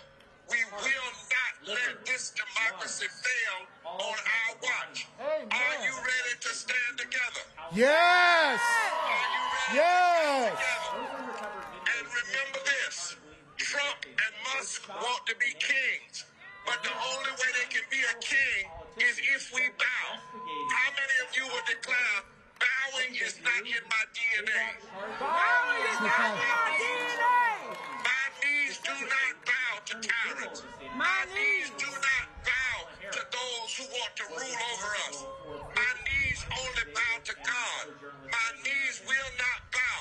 And at this moment, will you look at your neighbor and say, stand? Stand! Not bow. Stand. Stand! Stand. Stand! Stand. Stand! Stand. Stand! Do not bow. Do not bow! Do not bow! Do not bow. Do not bow. Do not bow! Do not bow! Do not bow! Do not bow! We're standing and we're not bowing. Wannabe kings can only be kings if the people bow, and we are not bowing. We are standing. We will be standing here, faith leaders, moral leaders, every first Wednesday of the month. Every first Wednesday of the month, we will be here standing because we will not bow. We will not bow. I'm going to invite John Kavanaugh from the Institute of Policy Studies to come and share a word with us, and will be followed by an impacted person who will share a brief word. John. Thank you, Alvin. Thank you, Bishop Barber. Thank you, Planned Parenthood. Today, we join forces with all of you at Planned Parenthood, and we invite you into a fight central to the rights of all women, the fight for a moral budget. The federal budget of every nation on earth is a deeply moral document. It decides who eats, who is healthy, and what vital programs are sacrificed for the war budget. The battle for the budget sets the moral tone for a nation's soul, and that battle has begun here in the richest nation on earth. It's our honor at the Institute for Policy Studies to work with Bishop Barber and Repairers of the Breach. We have a joint report, The High Moral Stakes of Policy Battles Raging in Washington. Today we release the appendix on women and children. It's a giant warning cry to all of us. As we stand here today, as Representative Presley said, 435 members of Congress in that building across the street have begun the process for a budget that will cut and endanger health insurance for 36 million people by cutting Medicaid. Nearly 1 in 5 women, almost half of all children rely on Medicaid or its children's health insurance program. Shame. The cuts will risk hunger for 40 million recipients of food stamps. It should It should shock the nation that 40% of those who receive food stamps are children, and 63% of the adult beneficiaries are women. Why these draconian cuts? These cuts to social programs will fund more tax giveaways to the wealthy, including America's 813 billionaires, 85% of whom are men. Shame. As we stand here today, President Trump and Elon Musk Doge have ordered actions to cut funding for the National Institutes of Health, its research on health disparities, including black maternal and fetal health. NIH officials have been told to deny funding for programs that mention women. Shame. They have ordered immigrant raids and deportations that will separate families, potentially harming the 4.4 million U.S. citizen children with an undocumented parent. I ask you to go to the websites of Repairers of the Breach and the Institute for Policy Studies to access this report and its details and to take action. Join Popular Democracy, as the last speaker said, and demand an end to policy violence against women and children, and demand the urgent adoption of policies that guarantee a healthy future for all. Thank you. We will not bow. We will not bow. We are standing. We will not bow. We are standing. Receive now the Reverend George Walker, Chief Equity Officer for Planned Parenthood, and will be followed by Angie Whitehurt. Good morning. Good morning. Greetings. I'm happy to be with you, but I want to jump right in and tell you why I am here today. I'm in this fight because I believe in the mandate that we allow the children to enter the work and the world of peace and justice. I understand that when Jesus spoke those powerful words of blessing in the 19th chapter of Matthew, it was not a setup for children to witness hardship. It was about following the lead of children, those who have not inherited all the vile ways we later grow up to use to malign people because they are different than we are, pray differently, or have circumstances not like our own. We understand the mandate to suffer the children and bid them to come is not what is happening today. Now, to be clear, I'm proud of my work at Planned Parenthood, but it is because I am an ordained minister called by God, and I believe that for those who work on the side of solidarity for the poor, it means standing in the breach. It means sometimes being the only light that is seen. It means that the light might be coming through those of us who believe that our faith is something bigger and greater, and it is what sustains us. It's not just about thoughts and prayers, but we are abundantly clear with our emotional and, if possible, our physical backs straight up against oppression and tyranny. We understand what it means to be here for good trouble. I am here to tell you that my understanding of the teaching of any historic faith leader, irrespective of religious tradition, is in solidarity those who have the least and need the most. Women and children. Health care and choices about health should not be up for debate because you are poor. We are here to raise the alarm. I'm here because I do believe that everyone who works for our care, Planned Parenthood believes in the dignity of all people. And I know that a gathering of people of faith, you believe that too. You understand that our mandate is one of justice. Our work is to repair the harm that so many have wrought. And it demands that we follow the tenets of treating everyone as a brother or sister. I'm grateful to be here and thankful for the honor of standing with you. Amen. Amen. And a woman too. Angie Whitehurt.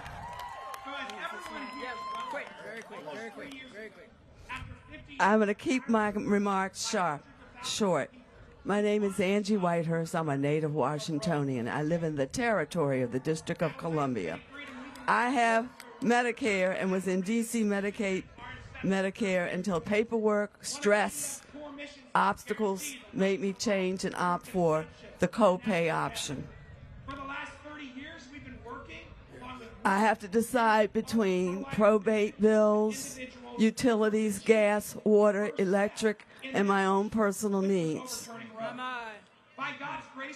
And those critical choices with the latest cuts to take health options, waiting for a primary care appointment, and $30 to $50 fees to see a specialist. For me, post-stroke with allergies, asthma, fibromyalgia with complication, it is a go with the system and a waiting while not healing getting better but worsening to at no point of return, called the end of life. Multiply me by 53,000 on Medicare, Medicaid in the District of Columbia. This is a human genocide dictated by government budget and authorized by artificially human programmed intelligence. The right to live in my country is a human right.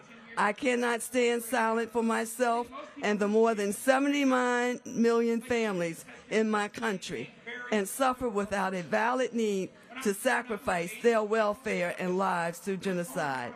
I will not stand by and let home rule in D.C. be snatched and returned to the plantation rule of unelected appointees. I will speak out. Yes. I ask every individual to stand with me, not just for me, but together as one for all of us. Stand for life, health, and well-being of every human being. Keeping health care, Medicaid is my right. And I will end my story quickly by saying, Reverend Glenna Uber always says, and it's since 1619, we've had slavery. That's true. Okay. And she says, enslaved, yes, but not slaves. My mind is free, and so is yours. We will stand to keep America together. Thank you. We will stand. Dr. Hannah Broom, Paris of the Breach. Hello, everyone. That was great. We will not bow. We will not bow. I'm Reverend Dr. Hannah R. Broom, Director of Religious Affairs for Paris of the Breach. I stand before you today not just as a clergywoman, but as a moral voice, carrying the weight of every pew-sitting grandmother, every underpaid single mother, every hungry child who cannot comprehend why the richest country in the world has chosen to forget them. We're talking about a federal budget that proposes to slash Medicaid while 36 million people, many of them women and children, depend on it to live. So let's be clear, this is not budgeting, this is brutality. It is the women and children who are carrying the full weight of this policy violence. Because that's what it is. It is policy violence. And silence in the face of such harm is complicity. Let's say it together. We will not be silent. We will not be silent. This budget is a betrayal of every sacred tradition that teaches us to care for the widow, to care for the orphan, to care for the stranger, to care for the poor. So you don't need to be a Christian to hear the warning of the prophet Isaiah when he says, woe to those who make unjust laws. You only need a conscience. So to us, this document that we're talking about, this budget that they're passing, I believe in a greater power than Congress. I believe not only in the power of the pulpit, but I believe in the power of the people. We will not allow this budget to pass quietly. We are going to show up. We're going to speak out. We're going to organize. We're going to pray. Yes, but we will also protest. We will also push the limits until justice rolls down like waters and righteousness like an ever-flowing stream. We will not be silent. Forward together. Not one step back. Forward together. Not one step back. One more time. Forward together. Not one step back. One last thing. Text moral to 32846. Text moral to 32846. Repairers of the breach. We are standing. We will stand every first Wednesday of the month. Right here, join us, repairers of the breach. Forward together.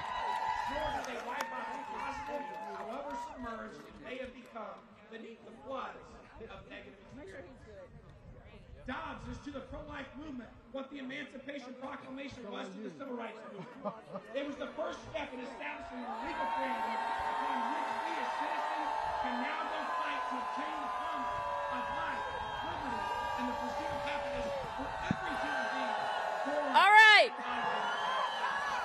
This side, I'm for. This side, Planned Parenthood.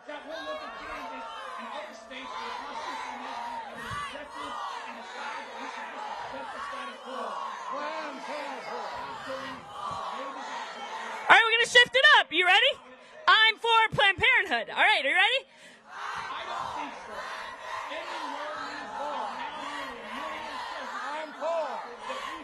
All right. And we practiced earlier. We're going to try one more time. If we haven't won, we're not done. If we haven't won, if we haven't won, if we haven't won, there are so many more of us. There are so many more of us. And you know what's beautiful about this? We are fighting, Jen Glenn Walker said this, we are fighting for the health care and the rights of everyone. Everyone, whether you're on this side or that side. So I don't really care what they're saying over there. We're fighting for the health care of everyone, including them. They can take it or leave it. Not my problem. Not my problem. All right, I'm here to deliver you some leaders who are gonna tell you and bring it home and explain what they are doing to help fight this fight. We are so excited to be joined by the chair of the Democratic Women's Caucus Reproductive Freedom Task Force and the California 28th Congressional District, Representative Judy Chu.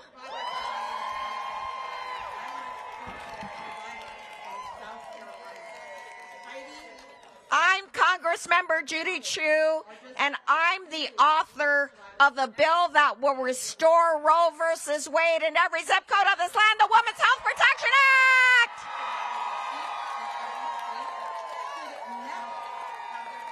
And I am here to say we will not go back.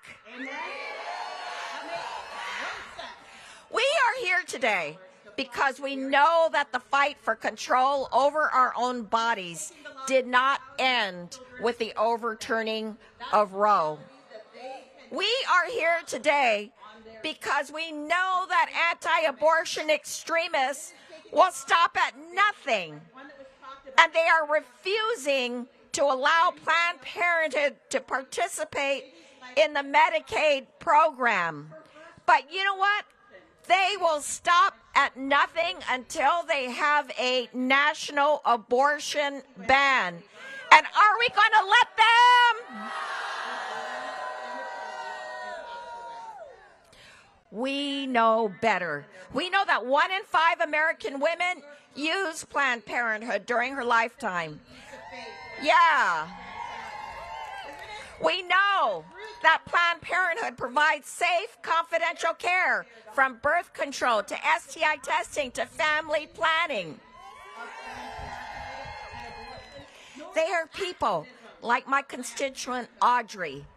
Audrey was raped in her first week of college, and there was one place she could turn to for care: Planned Parenthood. Audrey told me she knew she could not control her rapist's actions, but with the help of Planned Parenthood, she could get birth control. And she told me by taking this birth control, she was able to sleep at night knowing that, if nothing else, she could control one thing in her life. Yeah. And another young woman like Stephanie, whose endometriosis caused her so much pain that without birth control pills to manage her condition, she would not be able to go to work every day to pay her bills. Planned Parenthood made that possible. And that's what Planned Parenthood does. It provides care. But extremists are once again trying to rip Planned Parenthood away from millions of Americans. And are we going to let them? Well, we know we can win. We know because we've done it before. In 2017, Planned Parenthood supporters descended on Washington, D.C. You flooded the phones. You demonstrated. And together, we were able to make sure Planned Parenthood wasn't defunded. Our opponents are counting on us to give up, but we cannot let that happen. This is about Audrey. This is about Stephanie. This is about all of you here today and the millions of people across the country who rely on Planned Parenthood every single day. So let's fight back. And I want you to know that even as Republicans in Congress continue to attack Planned Parenthood, Democrats in Congress will stand up and defend it. Together, we can fight against defunding. Together, we can fight against clinic closures. Together, we can protect the health care of all Americans. And together, we will save Planned Parenthood. Thank you all very much. One of the list is quotes. It says adoption is the option everyone can live with. Adoption is not something that makes... Thank you, Representative. All right, now... Abortion does. Again, all right, excellent. So now we are going to welcome a true champion for reproductive health care all the way from the great state of Texas, Representative Veronica Escobar. Buenos días! Buenos días! Buenos días! It is so great to be here with all of you, champions for healthcare. Let's hear it for Planned Parenthood. Woo! Well, let me tell you, you all know what is going on right now in the United States of America. Women and our health care is under attack because these folks don't think we deserve life-saving care. But we do, and we know we do, and we're going to fight for it. But let me tell you, these Republicans over there and over there could not be more anti-life, anti-woman, and anti-family. And let me tell you why. Let me tell you why. Yesterday, Republicans defeated an effort to allow new mothers the ability to vote in Congress. That's how anti-mother they are. That's how anti-woman they are. They are seeking to make sure women are nothing but machines available for birth. That's all they care about. That's all they care about. Let me tell you what else they've done. They have repeatedly voted against universal pre-K, paid family and medical leave, efforts to support our families and our women and our moms and our dads. That's not pro-life. That's anti-family. I'll tell you what is pro-life. Planned Parenthood. Planned Parenthood saves lives. Planned Parenthood saves lives. Planned Parenthood provides women access to health care, especially in communities where they have no other access to health care. In fact, many of their constituents depend on Planned Parenthood. So these attacks on Planned Parenthood, these attacks on our health care, not just attacks on women and families, it's an attack against your pocketbook. The people who told us they wanted to lower costs for the American people, taking away health care doesn't lower your costs. In fact, you all know in America today, there are 20 million Americans who carry medical debt. And 40% of bankruptcies are related to medical debt. They want to grow that. By removing access to your health care and to Planned Parenthood, they are making life more costly and they are taking away our ability to access life-saving care. Women receive critical treatment at Planned Parenthood. Women's lives are saved because of Planned Parenthood. So let's not lose sight of what they're trying to do. But we're not going to let them. We're not going to let them. We are going to continue to speak out and fight back. We're not going down without a fight, and we are going to fight for each and every one of you in that tough building in Congress every single day. I love you, you all. Thank you. Thank you.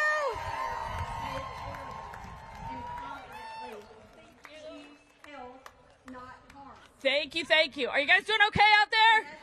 You've been standing for a long time. I just want to, in case this is your first rodeo here, some of us have been around for a while, they're doing arguments in there. We heard that our side just started about 20, 25 minutes ago, so they're arguing right now. So every good vibe we can give them.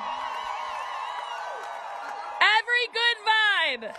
Because they are fighting, these lawyers are fighting for your rights, for our ability to pick the provider that we want, to see that we trust, that we feel safe with. That's what they're fighting for in there. They're fighting for our freedom. And they're doing it right now as we speak. And then as soon as everything's done, we're going to hear from some folks who are in there, and they're going to tell us what happened. So that's what's happening. So hang in there. I know you're tired. Wiggle a little, I don't know, do a jumping jack, I don't know, hug your neighbor, I don't know, do what you gotta do. We've got some more speakers. All right, so now, from the opposite end of the country, we went from Texas, and now we're going up to Minnesota. I am gonna invite Representative Kelly Morrison to come speak, a proud OBGYN, representing the Minnesota 3rd Congressional District. Good morning!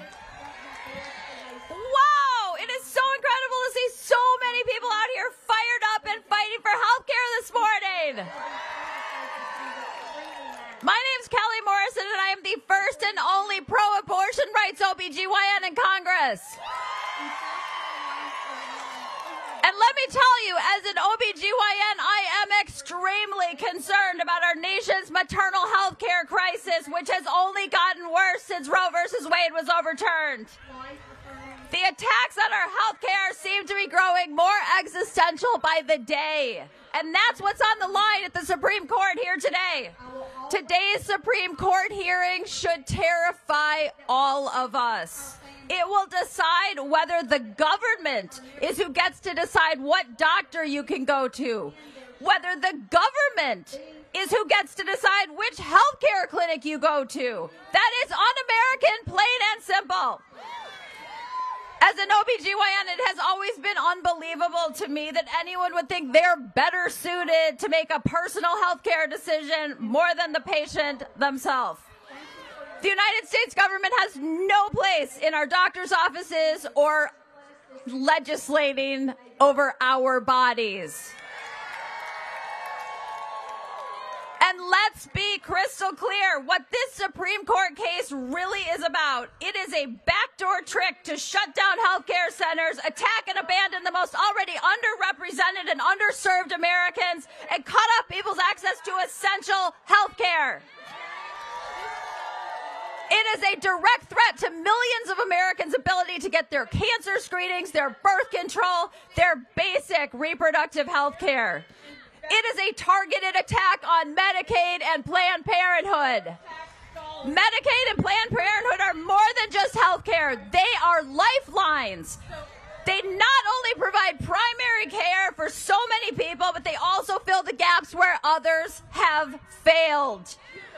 And if the Supreme Court rules against them today, they will be choosing to create even more gaps in our already broken healthcare system. How could you ever, in good conscience, rule against access to basic health care? If these Supreme Court justices are truly pro-life, they should be ruling in a way that protects Americans. In a way that supports, not restricts access to health care. In a way that doesn't shut down preventative health care services. We shouldn't have the Supreme Court ripping away people's access to health care in the United States of America. You guys, I know it feels like the attacks on our access to health care are relentless, and they are. Medicaid is under attack in Congress. The Trump administration is working to undermine the Affordable Care Act, and now they're withholding tens of millions of dollars in family planning funding from Planned Parenthood health centers.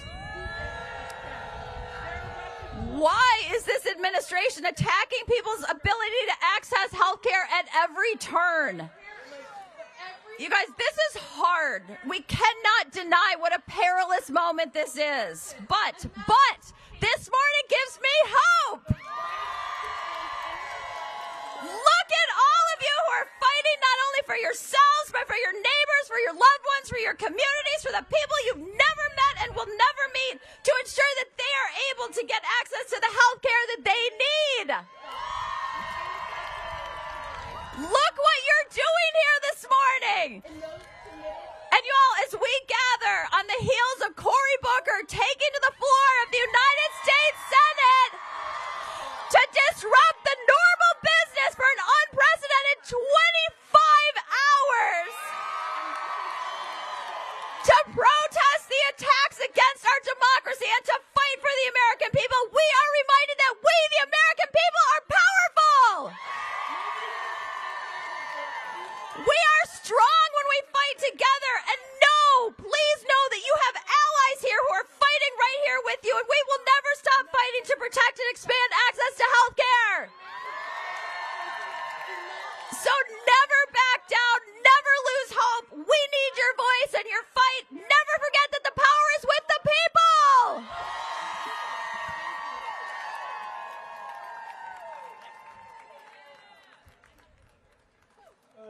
All right, that's what we need in Congress. We need fighters like that. We need fighters who have actually been healthcare providers who know what it is that they're legislating. All right. Are you all okay? Everybody's okay? We're going to do another I'm for Planned Parenthood. You ready? I'm for. Now we're doing I'm for healthcare. I'm for. Awesome. All right, so I think we took you to California, or well, maybe Texas, California, Minnesota. Now we're going to go all the way to the East Coast. We're going to go to Massachusetts, and I bring you the senator from Massachusetts, Senator Markey. Come on up.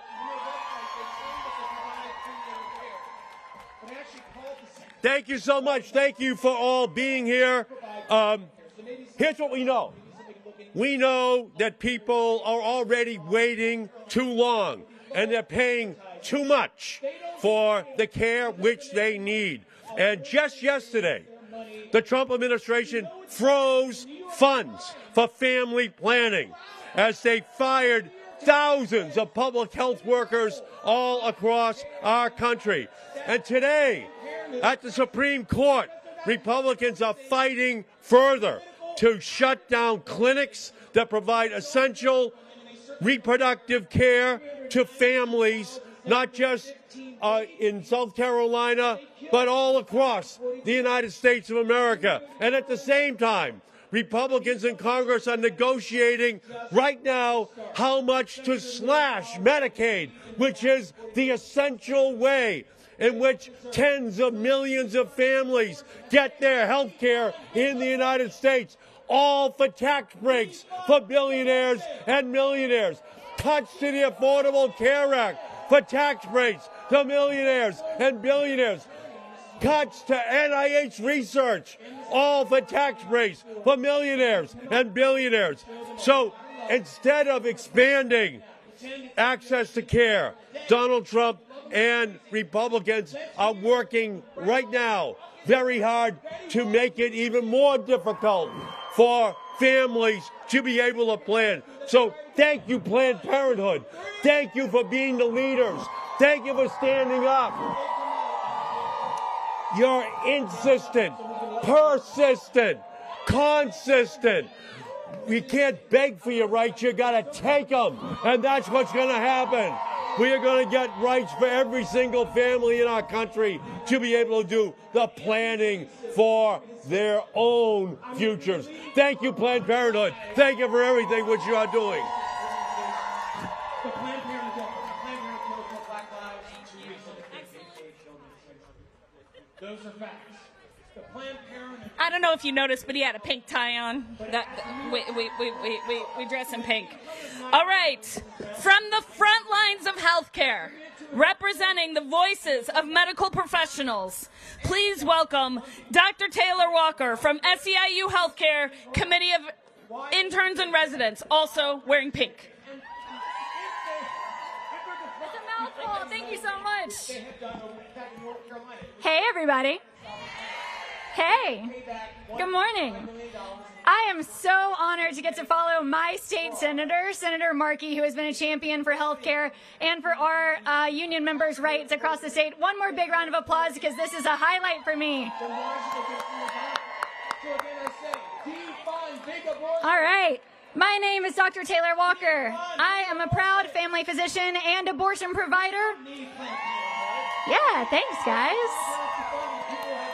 I'm honored to be the second abortion provider to speak on this stage today. Because, yeah, right? We need frontline health care workers to tell you what is actually happening in these incredible health centers, right? I am also honored to be the president of the Committee of Interns and Residents, which is part of SEIU. We are the nation's largest union of physicians. Yeah. Unions are sexy again, y'all. I represent more than 37,000 residents and fellows across the country, and we are the fastest growing healthcare union in the nation because doctors know that our healthcare system is broken. It is the honor of my lifetime, as I mentioned, to be here today among so many people who are fighting for an equitable and just healthcare system. But when I was 23 years old, I felt like I was completely alone. I grew up in Memphis, Tennessee. Yep. Any Tennesseans over here, maybe? I grew up in Memphis, Tennessee. I was young. I was in an abusive relationship. I had just gone back to school, and I found out that I was pregnant. I was working as a barista and as a bartender and trying to figure out what I wanted to do next. And as a woman raised in the South, I had been told that abortion is wrong, right? Abortion is always wrong. But I knew at that moment that I did not want to have a baby. I did not want to bring a child into my life when I was surrounded by so much chaos and so much uncertainty and abuse. I couldn't tell my friends or family what was going on. It would be a decade before I told my family what happened. And so I went to Planned Parenthood alone. Let me be clear with you about this. Planned Parenthood saved my life.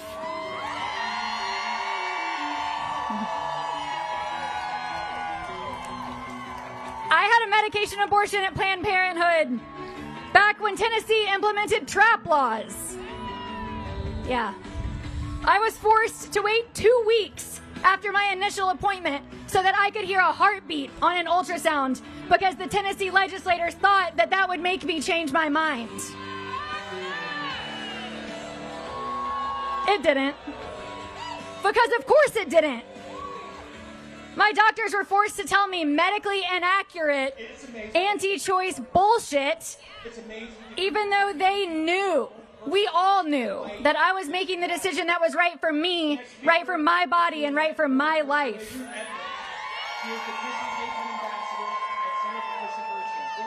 The day after my abortion, still bleeding, still cramping, still reeling from everything that happened, I started down the path to become a physician and an abortion provider.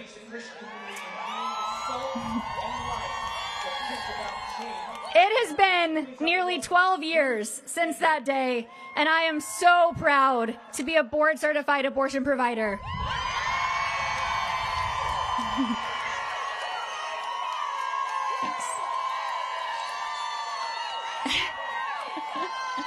Y'all are gonna make me cry.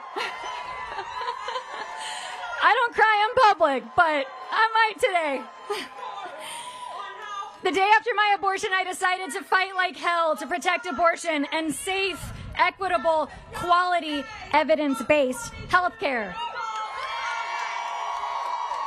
So that none of my patients would have to navigate the type of violent, sexist, racist bullshit that I did when trying to access essential health care. And now these assholes have the audacity to cut Medicaid and Title X funding and stage yet another attack on Planned Parenthood? Like, when you have a uterus, you may have an opinion. Sorry, y'all. I take these attacks really personally because Planned Parenthood gave me my life back. I have been told time and time again, especially as a blonde white woman raised in the South, to just be quiet and take care of patients and to stay out of politics and to stay in my lane, right? As a doctor and as a union leader, this is my lane.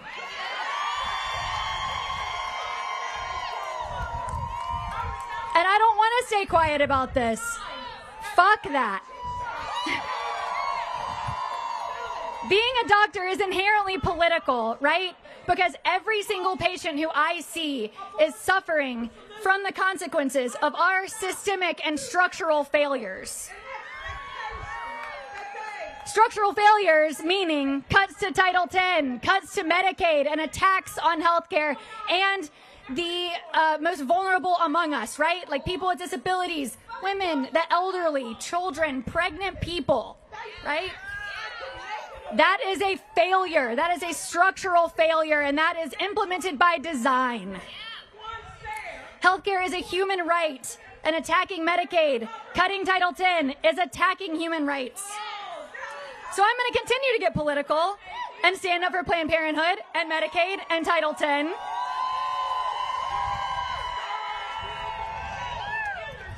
Because like me, more than 2 million people around the country rely on Planned Parenthood for healthcare every single year. And more than 73 million people rely on Medicaid as a lifeline. My mom was one of those 73 million people. I'm going off script, but I want to talk about this. My mom had ALS for 7.5 years. That's a long time. She was diagnosed in 2000, and she lived at home the entire time. My sister and I were her primary caretakers, and we relied on Medicaid and Social Security to get us by. Medicaid covered our home health nurses, Gladys and Bird, who would come to our house every single day. And Bird would come in and give my mom a bath and say, "Ain't nothing like a bird bath." And I say lovingly that they helped to raise me. That was only possible because of Medicaid and Social Security.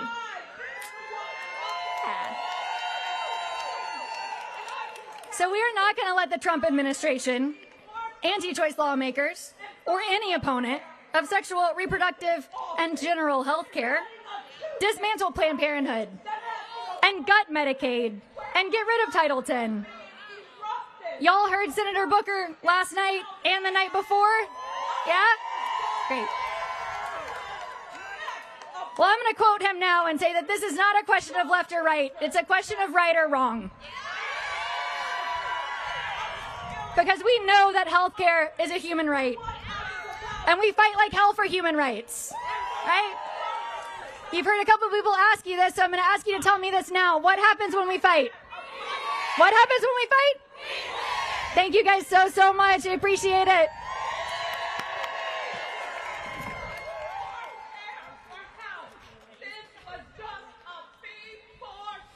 Okay, folks, we're nearing the end. We're nearing the end. Hang in there. We're going to bring it home. So I am so excited to introduce you to a dedicated advocate for Black reproductive justice. We're going to hear from Dr. Regina Davis-Moss from In Our Own Voice. Good afternoon. I am Dr. Regina Davis-Moss, and I'm so proud to be standing before you today as President and CEO of In Our Own Voice, National Black Women's Reproductive Justice Agenda. It's an honor to be in this space with you. Yeah. But I wish we were here under better circumstances.